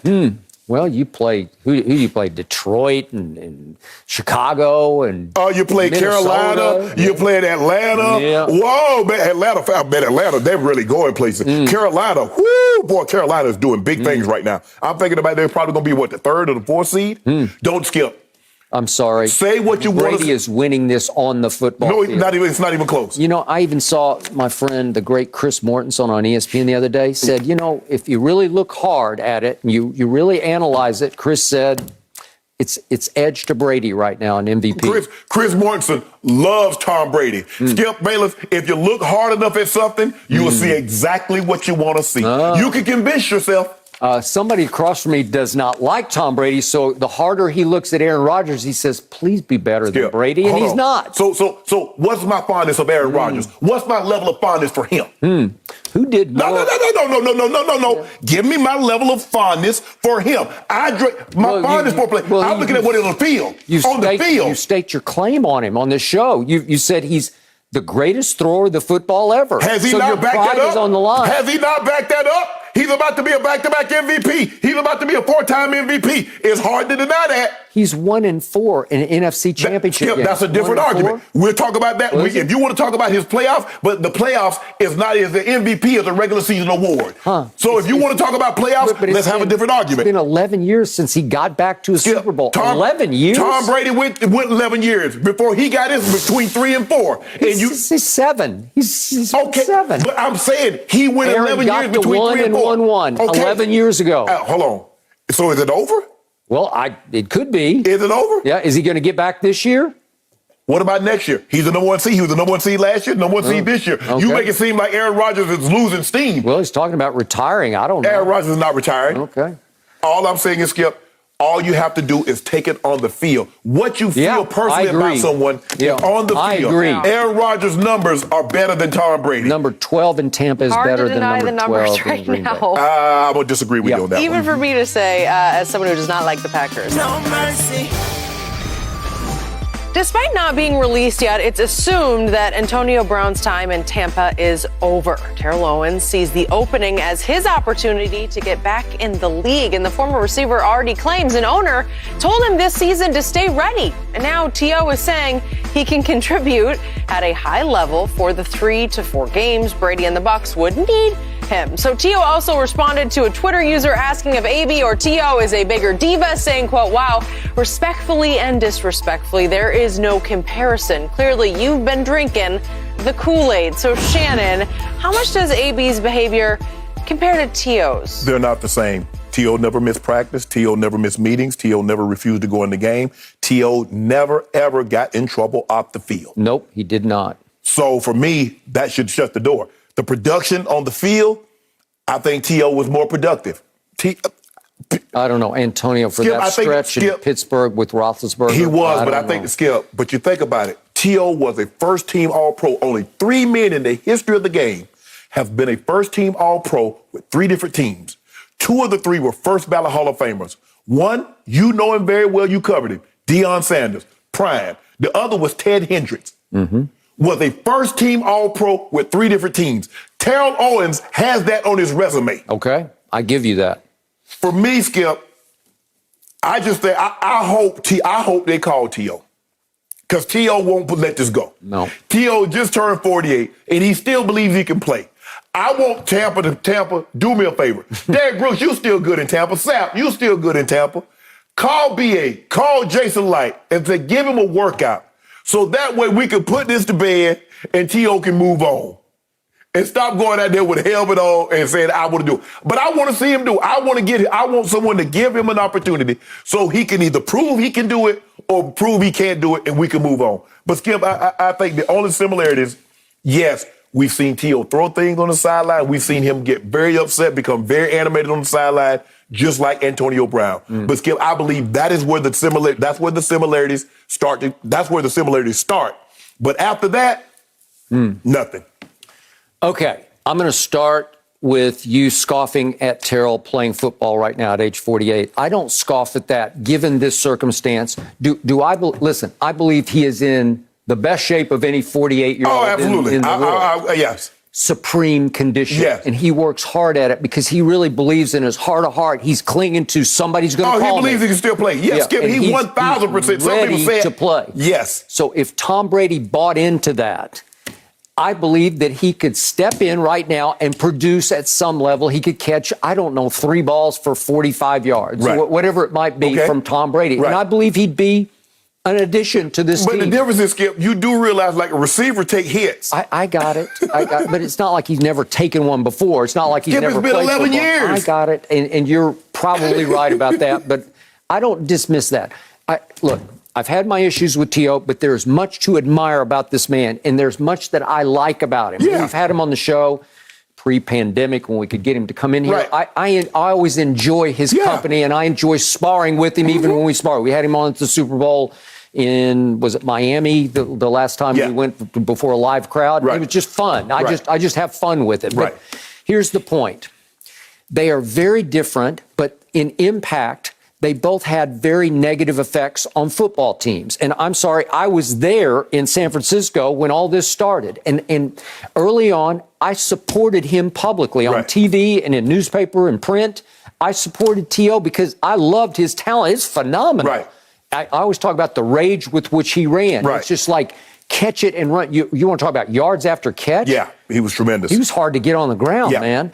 So the point was, I had one leader after another of those 49er teams in those couple of years pull me aside and say, you have no idea how hard he is to deal with inside this locker room. And after a while, it's just it's more trouble than it's worth. Mm-hmm. So what happened? He turned on Jeff Garcia, who was pretty great, man. He was making a bunch of Pro Bowls. Yeah. And you can say it's because of Terrell, and you could be right. Mm-hmm. But remember, he turned on him and took a personal shot at him. Right. And then he ranted up and down in front of Greg Knapp. It was the Randy Moss game at Minnesota. So Randy was just humiliating Terrell in performance because he just took the game over. Right. And Terrell wanted more balls, and then he's campaigning after the game for Tim Rattay to replace Jeff Garcia. And it got so ugly that Terry Donahue, to whom I was close at that point, he told me he's just more trouble than he's worth. Right. We got to move him. We Right. got to get him out of here. Right. He's great, but we can't tolerate this anymore. And that's when I nicknamed him Team Obliterator, T.O. Mm-hmm. And he goes to Philadelphia, and I think, okay, they love him. Their arms are wide. You know, remember the big opening media press conference with Andy Reid, and Andy called him Terrell Owens. He says, no, Coach, it's Terrell. And I said, uh-oh, here we go. Right. And then he and Donovan were so close. They were soulmates, roommates in camp. Right. And then you remember what happened. Right. It fell all apart. And Donovan didn't support him enough in contractual battles. And Terrell turned on him as hard as you can turn on somebody, and it just got ugly. Then he had an altercation with Brad Childress, who was then the offensive coordinator. And it got so bad that Andy Reid sent Terrell home. And remember, we got the video of him lifting weights in his driveway. Well, they just said, we'll just send you home. You're whatever that list is called. You're on it, right? Yeah. Okay, and then he winds up, Jerry Jones says, I'll take some of that because I can sell that. Get your popcorn ready. And Bill Parcells despised the move and wouldn't even speak Terrell's name to the media. He just called him the player. Right. And they had a big clash over whether Terrell was hurt or not. Remember, at training camp, Terrell winds up putting on a Lance Armstrong costume and sitting on a bicycle just to defy Bill Parcells. Remember that? I do remember that, Skip. And then he has a big knockdown drag out with Todd Haley, who was then the receivers coach, that got ugly, according to my sources. And then Jason Witten got so upset with him for suggesting that Romo was throwing more balls to Jason Witten. Does this sound familiar? And Jason challenged him, according to a source who was on the team at that point, to a fight before practice. He said, let's just do it right here, right now, in front of everybody. Let's just get it over with, me and you, right here, right now. And Terrell wanted no part of that, and I don't blame him for that. Well, T.O. tells a very different story. Say he never had a problem with Jason Witten, and he never challenged Jason Witten. But I will say this, Skip. Look, I just think the thing is that I think anytime we see when Tom Brady does what he does on the sideline, that's passion. T.O. did what he did on the sideline. He's been a malcontent. And that's what we got. It was more what he said after the game because he campaigned for his Pro Bowl quarterback to be replaced by the backup. Okay, that's fine. And I think the thing, a lot of times we don't think about the ramifications. Skip, I remember when he said he was in Philly, and what really caused the fallout was that he was doing an interview, and he said Brett Favre would be a little better than Donovan McNabb. You have to understand, you can't say, no matter how great that quarterback is over there, you can't say he's better than the quarterback that you're currently playing with, even if it's true. Yeah, and by the way, you reminded me of one more story. Hugh Douglas flat out told me, one-on-one, that he had a big... They had a disagreement. Yeah, in the locker room. Hughes with the team Donovan, and Hugh said, let's just do it right now, and Terrell wanted no part of that, and I don't blame him. But the point is, he could split teams. That's why I said team obliterator, because half the team would be for Terrell, half would be against it. Well, AB doesn't do that, but to Terrell's credit, all that you said, there's zero off the field. Like there's no allegations, there's no police blotter, there's nothing. That's all AB. I think AB did split Pittsburgh. Okay. I think with that behavior, not coming to practice and missing meetings, and they see Mike Tomlin making concession after concession, I think it did start to rub some of those guys the wrong way, because they're like, we can't win like this. Okay. This is not how you win football games. And then he goes and he does the same thing. I think the thing is, you look at T.O. T.O. was productive. He goes to Buffalo, and he's like 100 yards short of 1,000 yards. Yep. He goes to Cincinnati. And Ocho Cinco's in his prime, and he beat him. He did. He out-caught him. And then he went to Seattle, and I thought Pete Carroll was going to feature him and say, let's go, but it was going to be Russell as a rookie starter, remember? Yes. Yep. And he cut him like early in camp. In camp. Yep. So for me, Skip, the question is, T.O. had to wait 3 years to get into the Hall of Fame. He did. With A.B. antics on the sideline, because now that can be called into question. That's the T.O. rule. You're probably right. You can question meeting rooms and on field and sidelines. And with his behavior off the field, Skip, how long is A.B. going to have to wait if T.O. had to wait 3 years? It's a great question. Given what we just saw Sunday. It's a great question. Maybe the same. He's going to have to wait longer than that. By the way, allow me, I've told Terrell this to his face. I'm very happy he's in the Pro Football Hall of Fame. Yeah, he should have been first ballot. Remember, we talked about it, Skip. Even though he did all those antics, his play says he should have been a first ballot. Yep, I'll buy that. You can make a case for AB. Yeah, first ballot. Yeah. His number says yes. Yep. But the voter, see, for me, Skip, if I was a voter, I'm throwing all that aside. What did this man do on the field? Okay. And by the way, thanks in part to Tom Brady, they together won a Super Bowl. Yeah. And he was, I think AB was a model citizen, because we didn't hear a peep out of him. Yeah. Right? Yes. Okay, so he did do that. He got that on his resume. Yes. And that's why it's highly possible that another GM's going to say, I'll try that. Skip, those leading the league in receiving yards and touchdowns and catches. That means something. Yep. I mean, he's an all-decades player. You don't get to be all-decade if you're not good. All-decade. There are 100 receivers. Yep. He's first team all-decade. That speaks volumes to just what Antonio Brown was in the 2010s. Yep. I agree. In the end, this is off the field.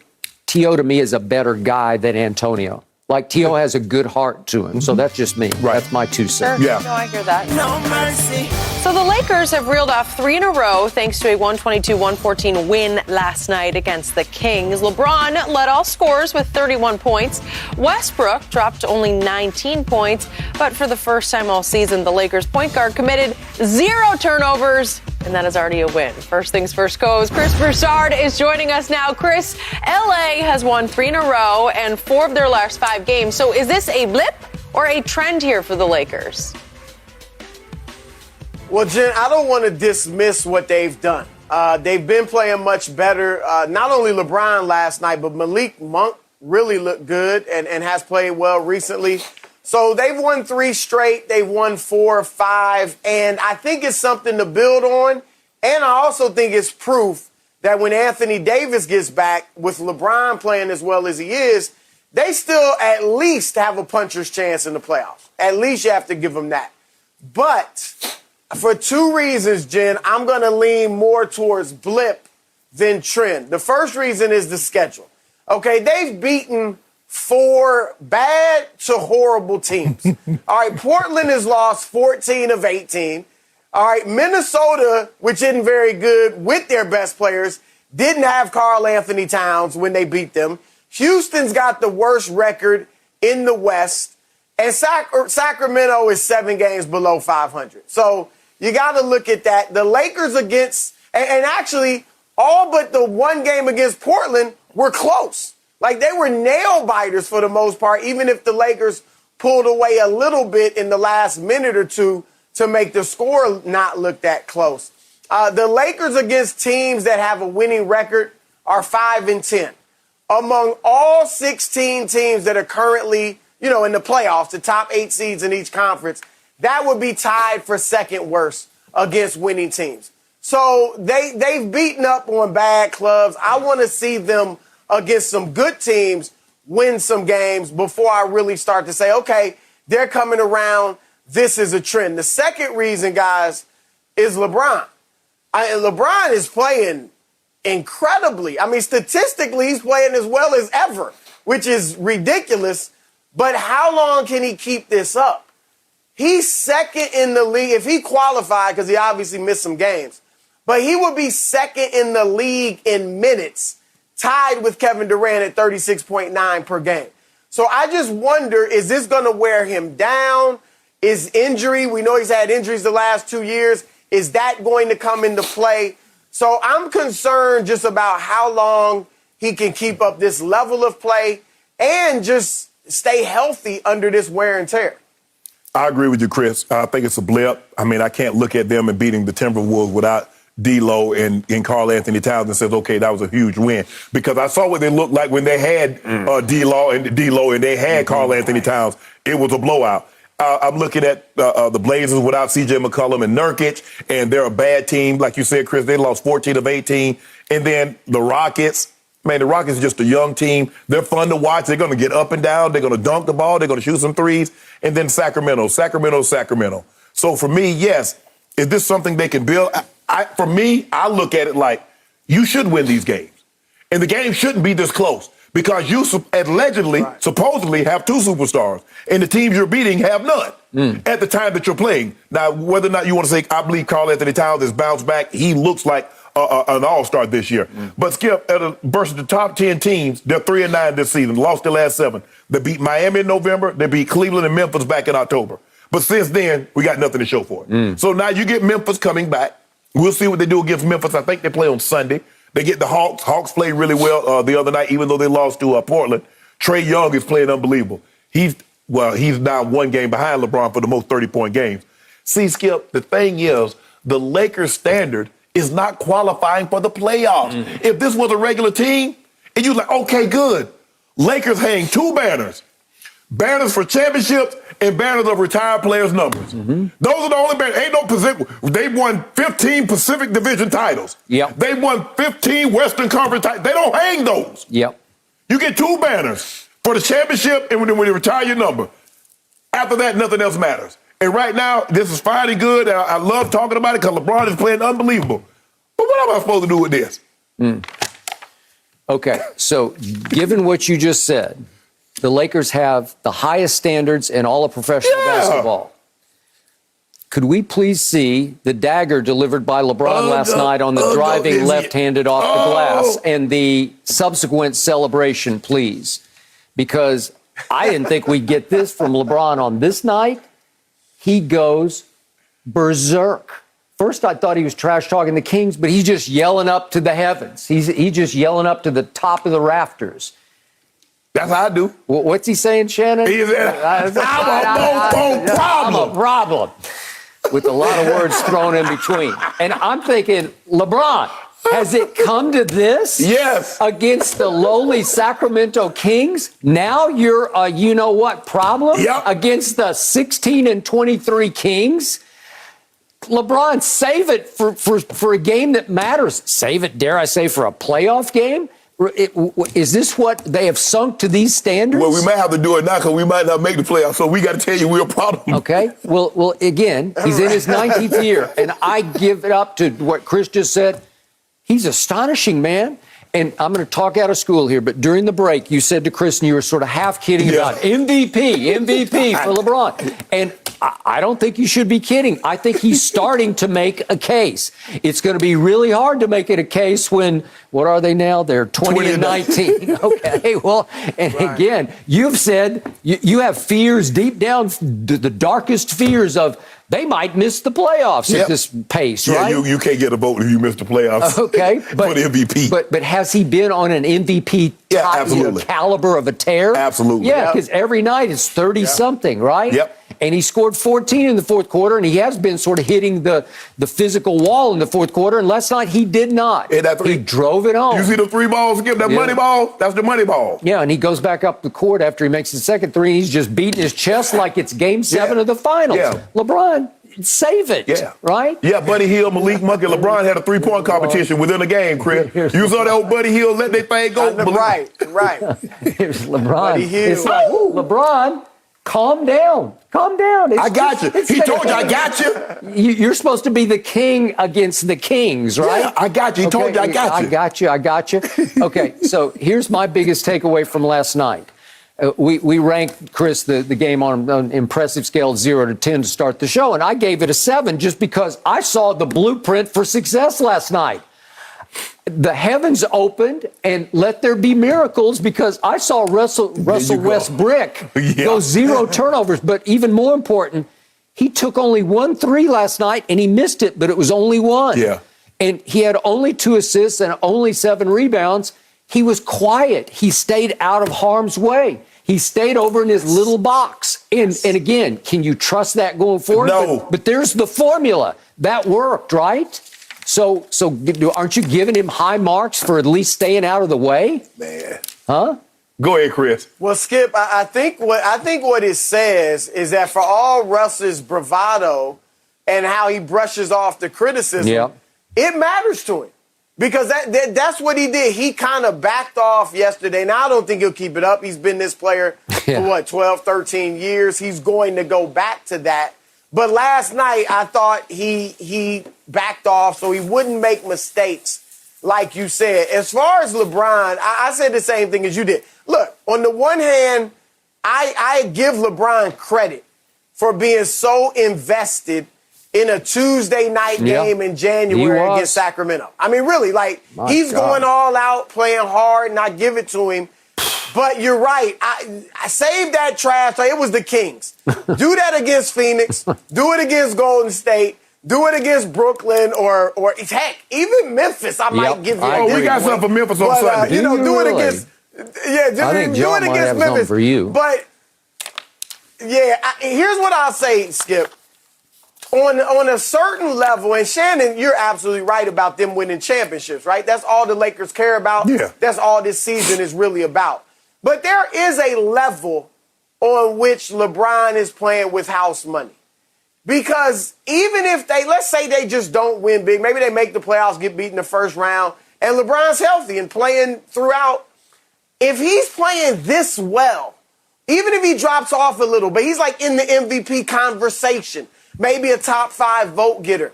In his 19th year, at 37, that still is somewhat of a feather in his cap that he can play this well this late in his career. Even if they don't win the championship, which I know is the goal, but he's playing so well that you really can't criticize him. No, we don't want no feather in the cap. We want the whole cap. We want a bunch of feathers. And with the championship and Kareem, that's what we going for. Championship and Kareem. And in the next 3 years, we're going to get both.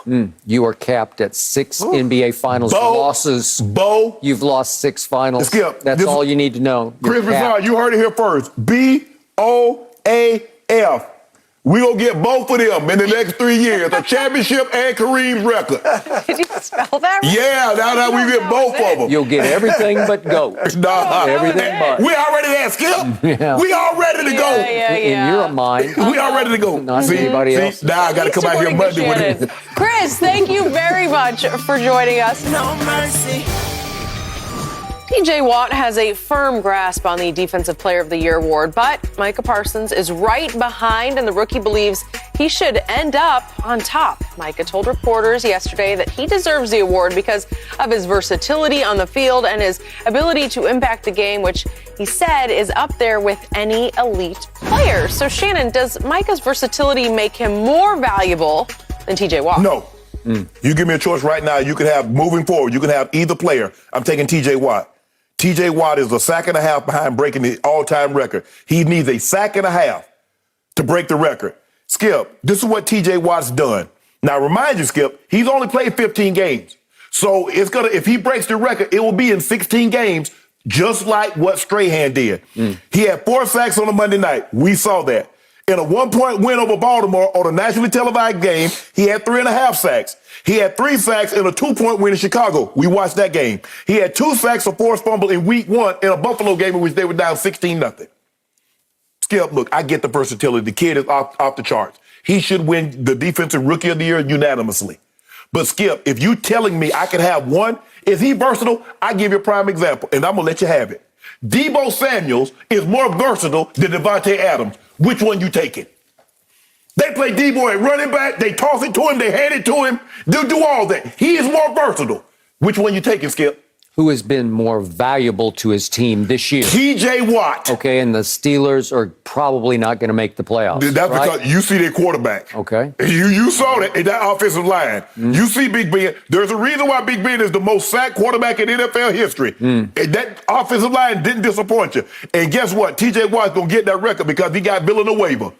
I don't know if you saw him last time they played. You saw TJ Watt had 3.5 sacks. So he might put it up to 24, 25 sacks after Sunday. I love TJ Watt. I've told you that many times on this show. I've defended him even more than you have. But I love Micah more. And he's just a baby. He's just 22 years of age, and he doesn't even have his man body yet. And he has changed the way my team plays football. I think on both sides of the ball. I think everybody looks up and sees 11 from heaven during warm-ups and thinks, we got him and they don't. Right. That's how valuable he's been. He definitely changed the way my defense played because my defense was pathetic last year. My defense was overmatched against everybody they played last year. And Mike McCarthy said, I've never seen one side of the ball flip to an offseason the way this was. Well, it got flipped because of 11 from heaven. Again, they added a lot of free agents here and there. We get all that. But in the end, it's because of this kid, and he's still a kid from Penn State. And I loved what he said yesterday because he's trying to make the case of versatility where he's lined up, I think it's now up to 25 times this year at cornerback. Cornerback? You're kidding me. Yeah, he's versatile. Yeah. Okay? And he's an inside linebacker by trade, and yet what has haunted me from the start, he's the best pass rusher I got. He's beyond Randy Gregory, who's been very good this year. He's beyond a Pro Bowl player in DeMarcus Lawrence. He's it. And it has driven me out of my mind and continued to do so against Arizona the other day, that Micah Parsons, 2/3 of the time, is spying Kyler Murray. You know, he's playing inside backer. Right. He's covering downfield. Well, he should have been spied in the fourth quarter when they had the ball for 5 minutes and 12 seconds and they needed to get it back. He should have been spied. I don't even know where he was. All I know is when you let him rush the passer, not good things happen, great things happen to that defense. Do you believe he's a better pure pass rusher than TJ Watt is right now?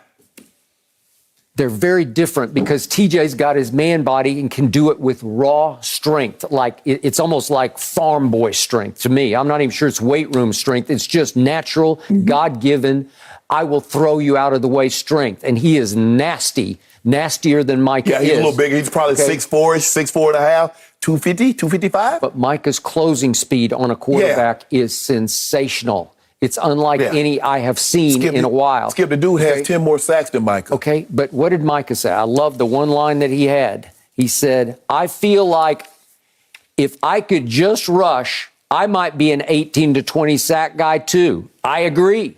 Well, he's rushed about, I'm going to give it half the time. It's kind of hard to balance it out because it's hard to know exactly when he was blitzing or was he supposed to hang back and play the run or whatever. But about half the time he's been allowed to rush. I would say 90% of the time TJ Watt rushes the quarterback. Like I said, Skippy, when he drops hooks to flat. That's what the 3-4 linebacker does. So I agree with that statement from Micah.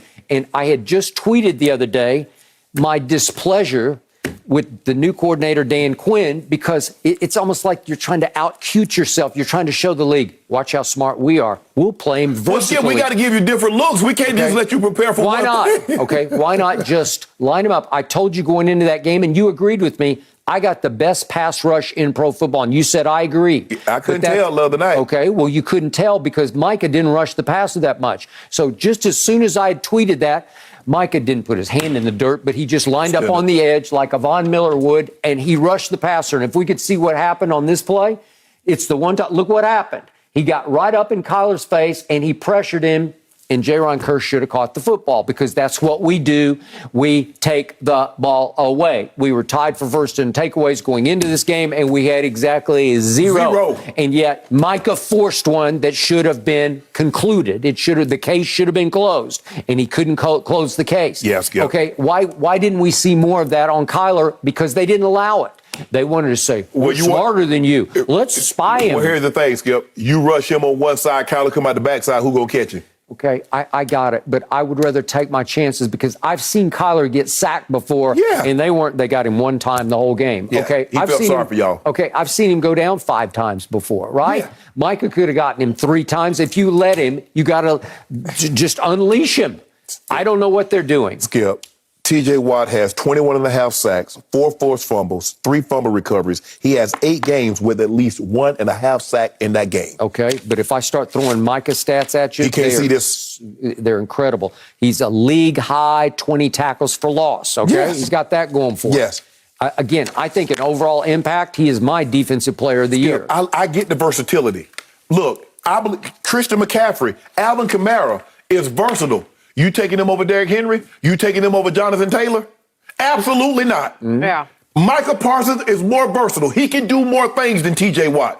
But I'm not taking him over T.J. Watt. Valuable. It's hard debate right now. You think Parsons valuable? No, sir. Yes, sir. No mercy. Green Bay has clinched the #1 seed in the NFC, and Aaron Rodgers remains the heavy MVP favorite heading into the postseason. This also could be his best chance to win a Super Bowl since his first over a decade ago at this point. So, Shannon, scale of 1 to 10, how much pressure is on Aaron Rodgers? Yeah, Fox Bet got him at -400 for the MVP. Okay. So I feel pretty good about it. Congratulations. Yeah, don't do that, Skip. Don't do that. Don't try to minimize it now. I'm going to say it's a 3 because this year is not any different. 3?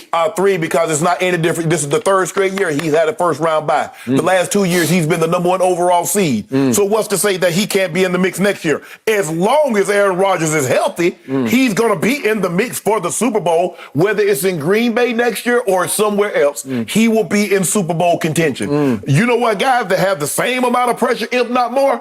One, Matthew Stafford. They gave up 2 first-rounders, mortgaged their future, and Jared Goff to get him. Your guy got $75 million. He says, I'm more than an old $30 million quarterback. I'm worth 40. And Jared paid it begrudgingly. Told him I will pay for you, too. So your team, because you told me, oh, my team was Cowboys Super Bowl. We going to be out here in SoFi. Interesting. So let's look at the facts, shall we? Shall. Aaron Rodgers has the #1 overall seed, and he's runaway MVP. Yeah. He's got the best receiver in football. Yeah. He's got the 2nd best rushing attack in football. He's got the 3rd best defense in football. Yet he hasn't been back to a Super Bowl in 11 years, and he has fallen now to 1-4 in NFC Championship games. That's a 10 pressure right there. I know. Scale of 1 to 10, that's a 10. That might be an 11. Let's go to his number. Let's go to 12 on that scale. If you don't mind me asking, I know a guy that came off an MVP season. Had the #1 receiver in football was Randy Moss. People say he might be he's #2 at bare minimum. This is about Aaron. Okay. I was just making sure. This is about the guy who we last saw in an NFC Championship game, had it 1st and goal at the 8. And could we see what happened against that guy, Tom Brady and the Buccaneers? Could we see it the first down? What was Where's that? Tom? Show me Tom. Where's Tom? Where's number 12? Where did that throw go? I need to see 2nd what Brady, and goal. What Brady did. Aaron, you got what? That you airmailed. You're the best receiver in football. Aaron, this is it. maybe you should run, but no, you got to force it back across to your security blanket who is double covered at the goal line. And your young coach says, I've seen enough. I'm taking a field goal that's going to make it 31-26. Even the young coach said, I've seen enough of the quote unquote MVP when the stakes are highest and the money gets pushed to the middle of the table. You said all that. That was the NFC Championship game in Lambeau. And guess what they are this year again? Number 1 seed. Yep. So what you make it seem like if he don't do it this year, the window is closed. Guess what? If he's back in Green Bay next year, Devontae Adams will be there. Dylan will be there. Yep. Jones will be there. Lazard, Valdez, Scanlon, and they get Tanya back, and Bakhtiari and Elton would be helped. Jenkins will be helped. The overrated quarterback will then be 1-5 in NFC Championship games. 1-5. All I know is this. He's always going to be at the forefront because of who he is and what he's capable of doing. So your guy is 44. Your guy is very close to the end. This man looks like... I don't think my guy's close to the end at all. Hey, I'm looking at 3 more years. Hey, 40. How? 38 MVP? 38? 38 MVP? Yeah, all you want to know is you better not see Tom Brady back on the frozen tundra because you're going to lose again. I'm saying right here, I'm planting my flag. I'll put 50 cases Brady, on it. 50 cases? 50 cases. All right, 50. if it comes to that, I'll take 50. Okay. All right. You ain't get no points. It's straight up. Oh, I'm not getting any points? No, whoa. Who says? Why would the GOAT need points? GOATs don't need points. You would have never taken points with Michael Jordan. And you say Tom Brady is the GOAT over Michael Jordan. Well, so would you have taken points for Mike? Well, listen, Brady's got about half the firepower that this guy has. He's got it all. Whoa, no. That's not what Pro Football Focus is. Yeah, that's what they said. One guy took the 16th, the 15th ranked pass receiver, the 16th ranked offensive line, and elevated them to number 1 and number 5. And the other guy has... It's the LeBron effect because Devontae is LeBron. Don't do that, Skip. Why you? This is so unbecoming of you. I almost don't even know who you are anymore. Unbecoming of you. I've heard you say that before. Guys, will Kyrie not miss a beat in his return to the court tonight? No mercy. The Nets have dropped 3 straight, but tonight Kyrie Irving will make his much anticipated season debut against the Pacers. So Shannon, what's Kyrie's line tonight? What do you got? Skip, I believe he plays about 25 minutes. I'm going to say 22-5. 22-5? I'm going to say he gets 22. Skip, he's just too skilled. I mean, that's just phenomenal to just sort of get thrown right in the fire and say, I'll go 22-5. That's how skilled he is as an offensive talent, Skip. I agree. He got no weakness in his game offensively, Skip. Okay, but there's this thing called wind, like you got to get your wind That's up. why I say they get to play about 25 minutes. Okay, I had him at 20 minutes. I got him scoring 8 and 4. Like 8? Okay, because it's hard, man, when you've missed almost half the year, because that's where you are. It's hard for other guys. Guys like Kyrie, that's a skilled scorer, that he's a natural-born bucket getter. Okay. He's getting 22. Okay, I hope you're right, because I picked the Nets to win it all. Because you know they go feed Skip him back. Okay. You got to feed him a little bit. Well, I hope so. And by the way, they're pretty desperate right now for somebody to do something to relight their fire. Right. So I hope you're right, but I'm trying to give him a break because I think, maybe 18 to 20 minutes. Steve Nash is old school like this. He won't throw him he's not going to be playing 35 minutes. Well, they better make sure his first couple of shots don't go in, because their first couple go in. Oh, well, then go with it. It's going to be a long night for somebody. Okay, well, he's back. We'll definitely talk about it tomorrow. Skip, Shannon, great stuff today. Undisputed back, same time tomorrow morning. Don't worry, though. The Herd is on next with Colin and Joy. Have a great rest of your day.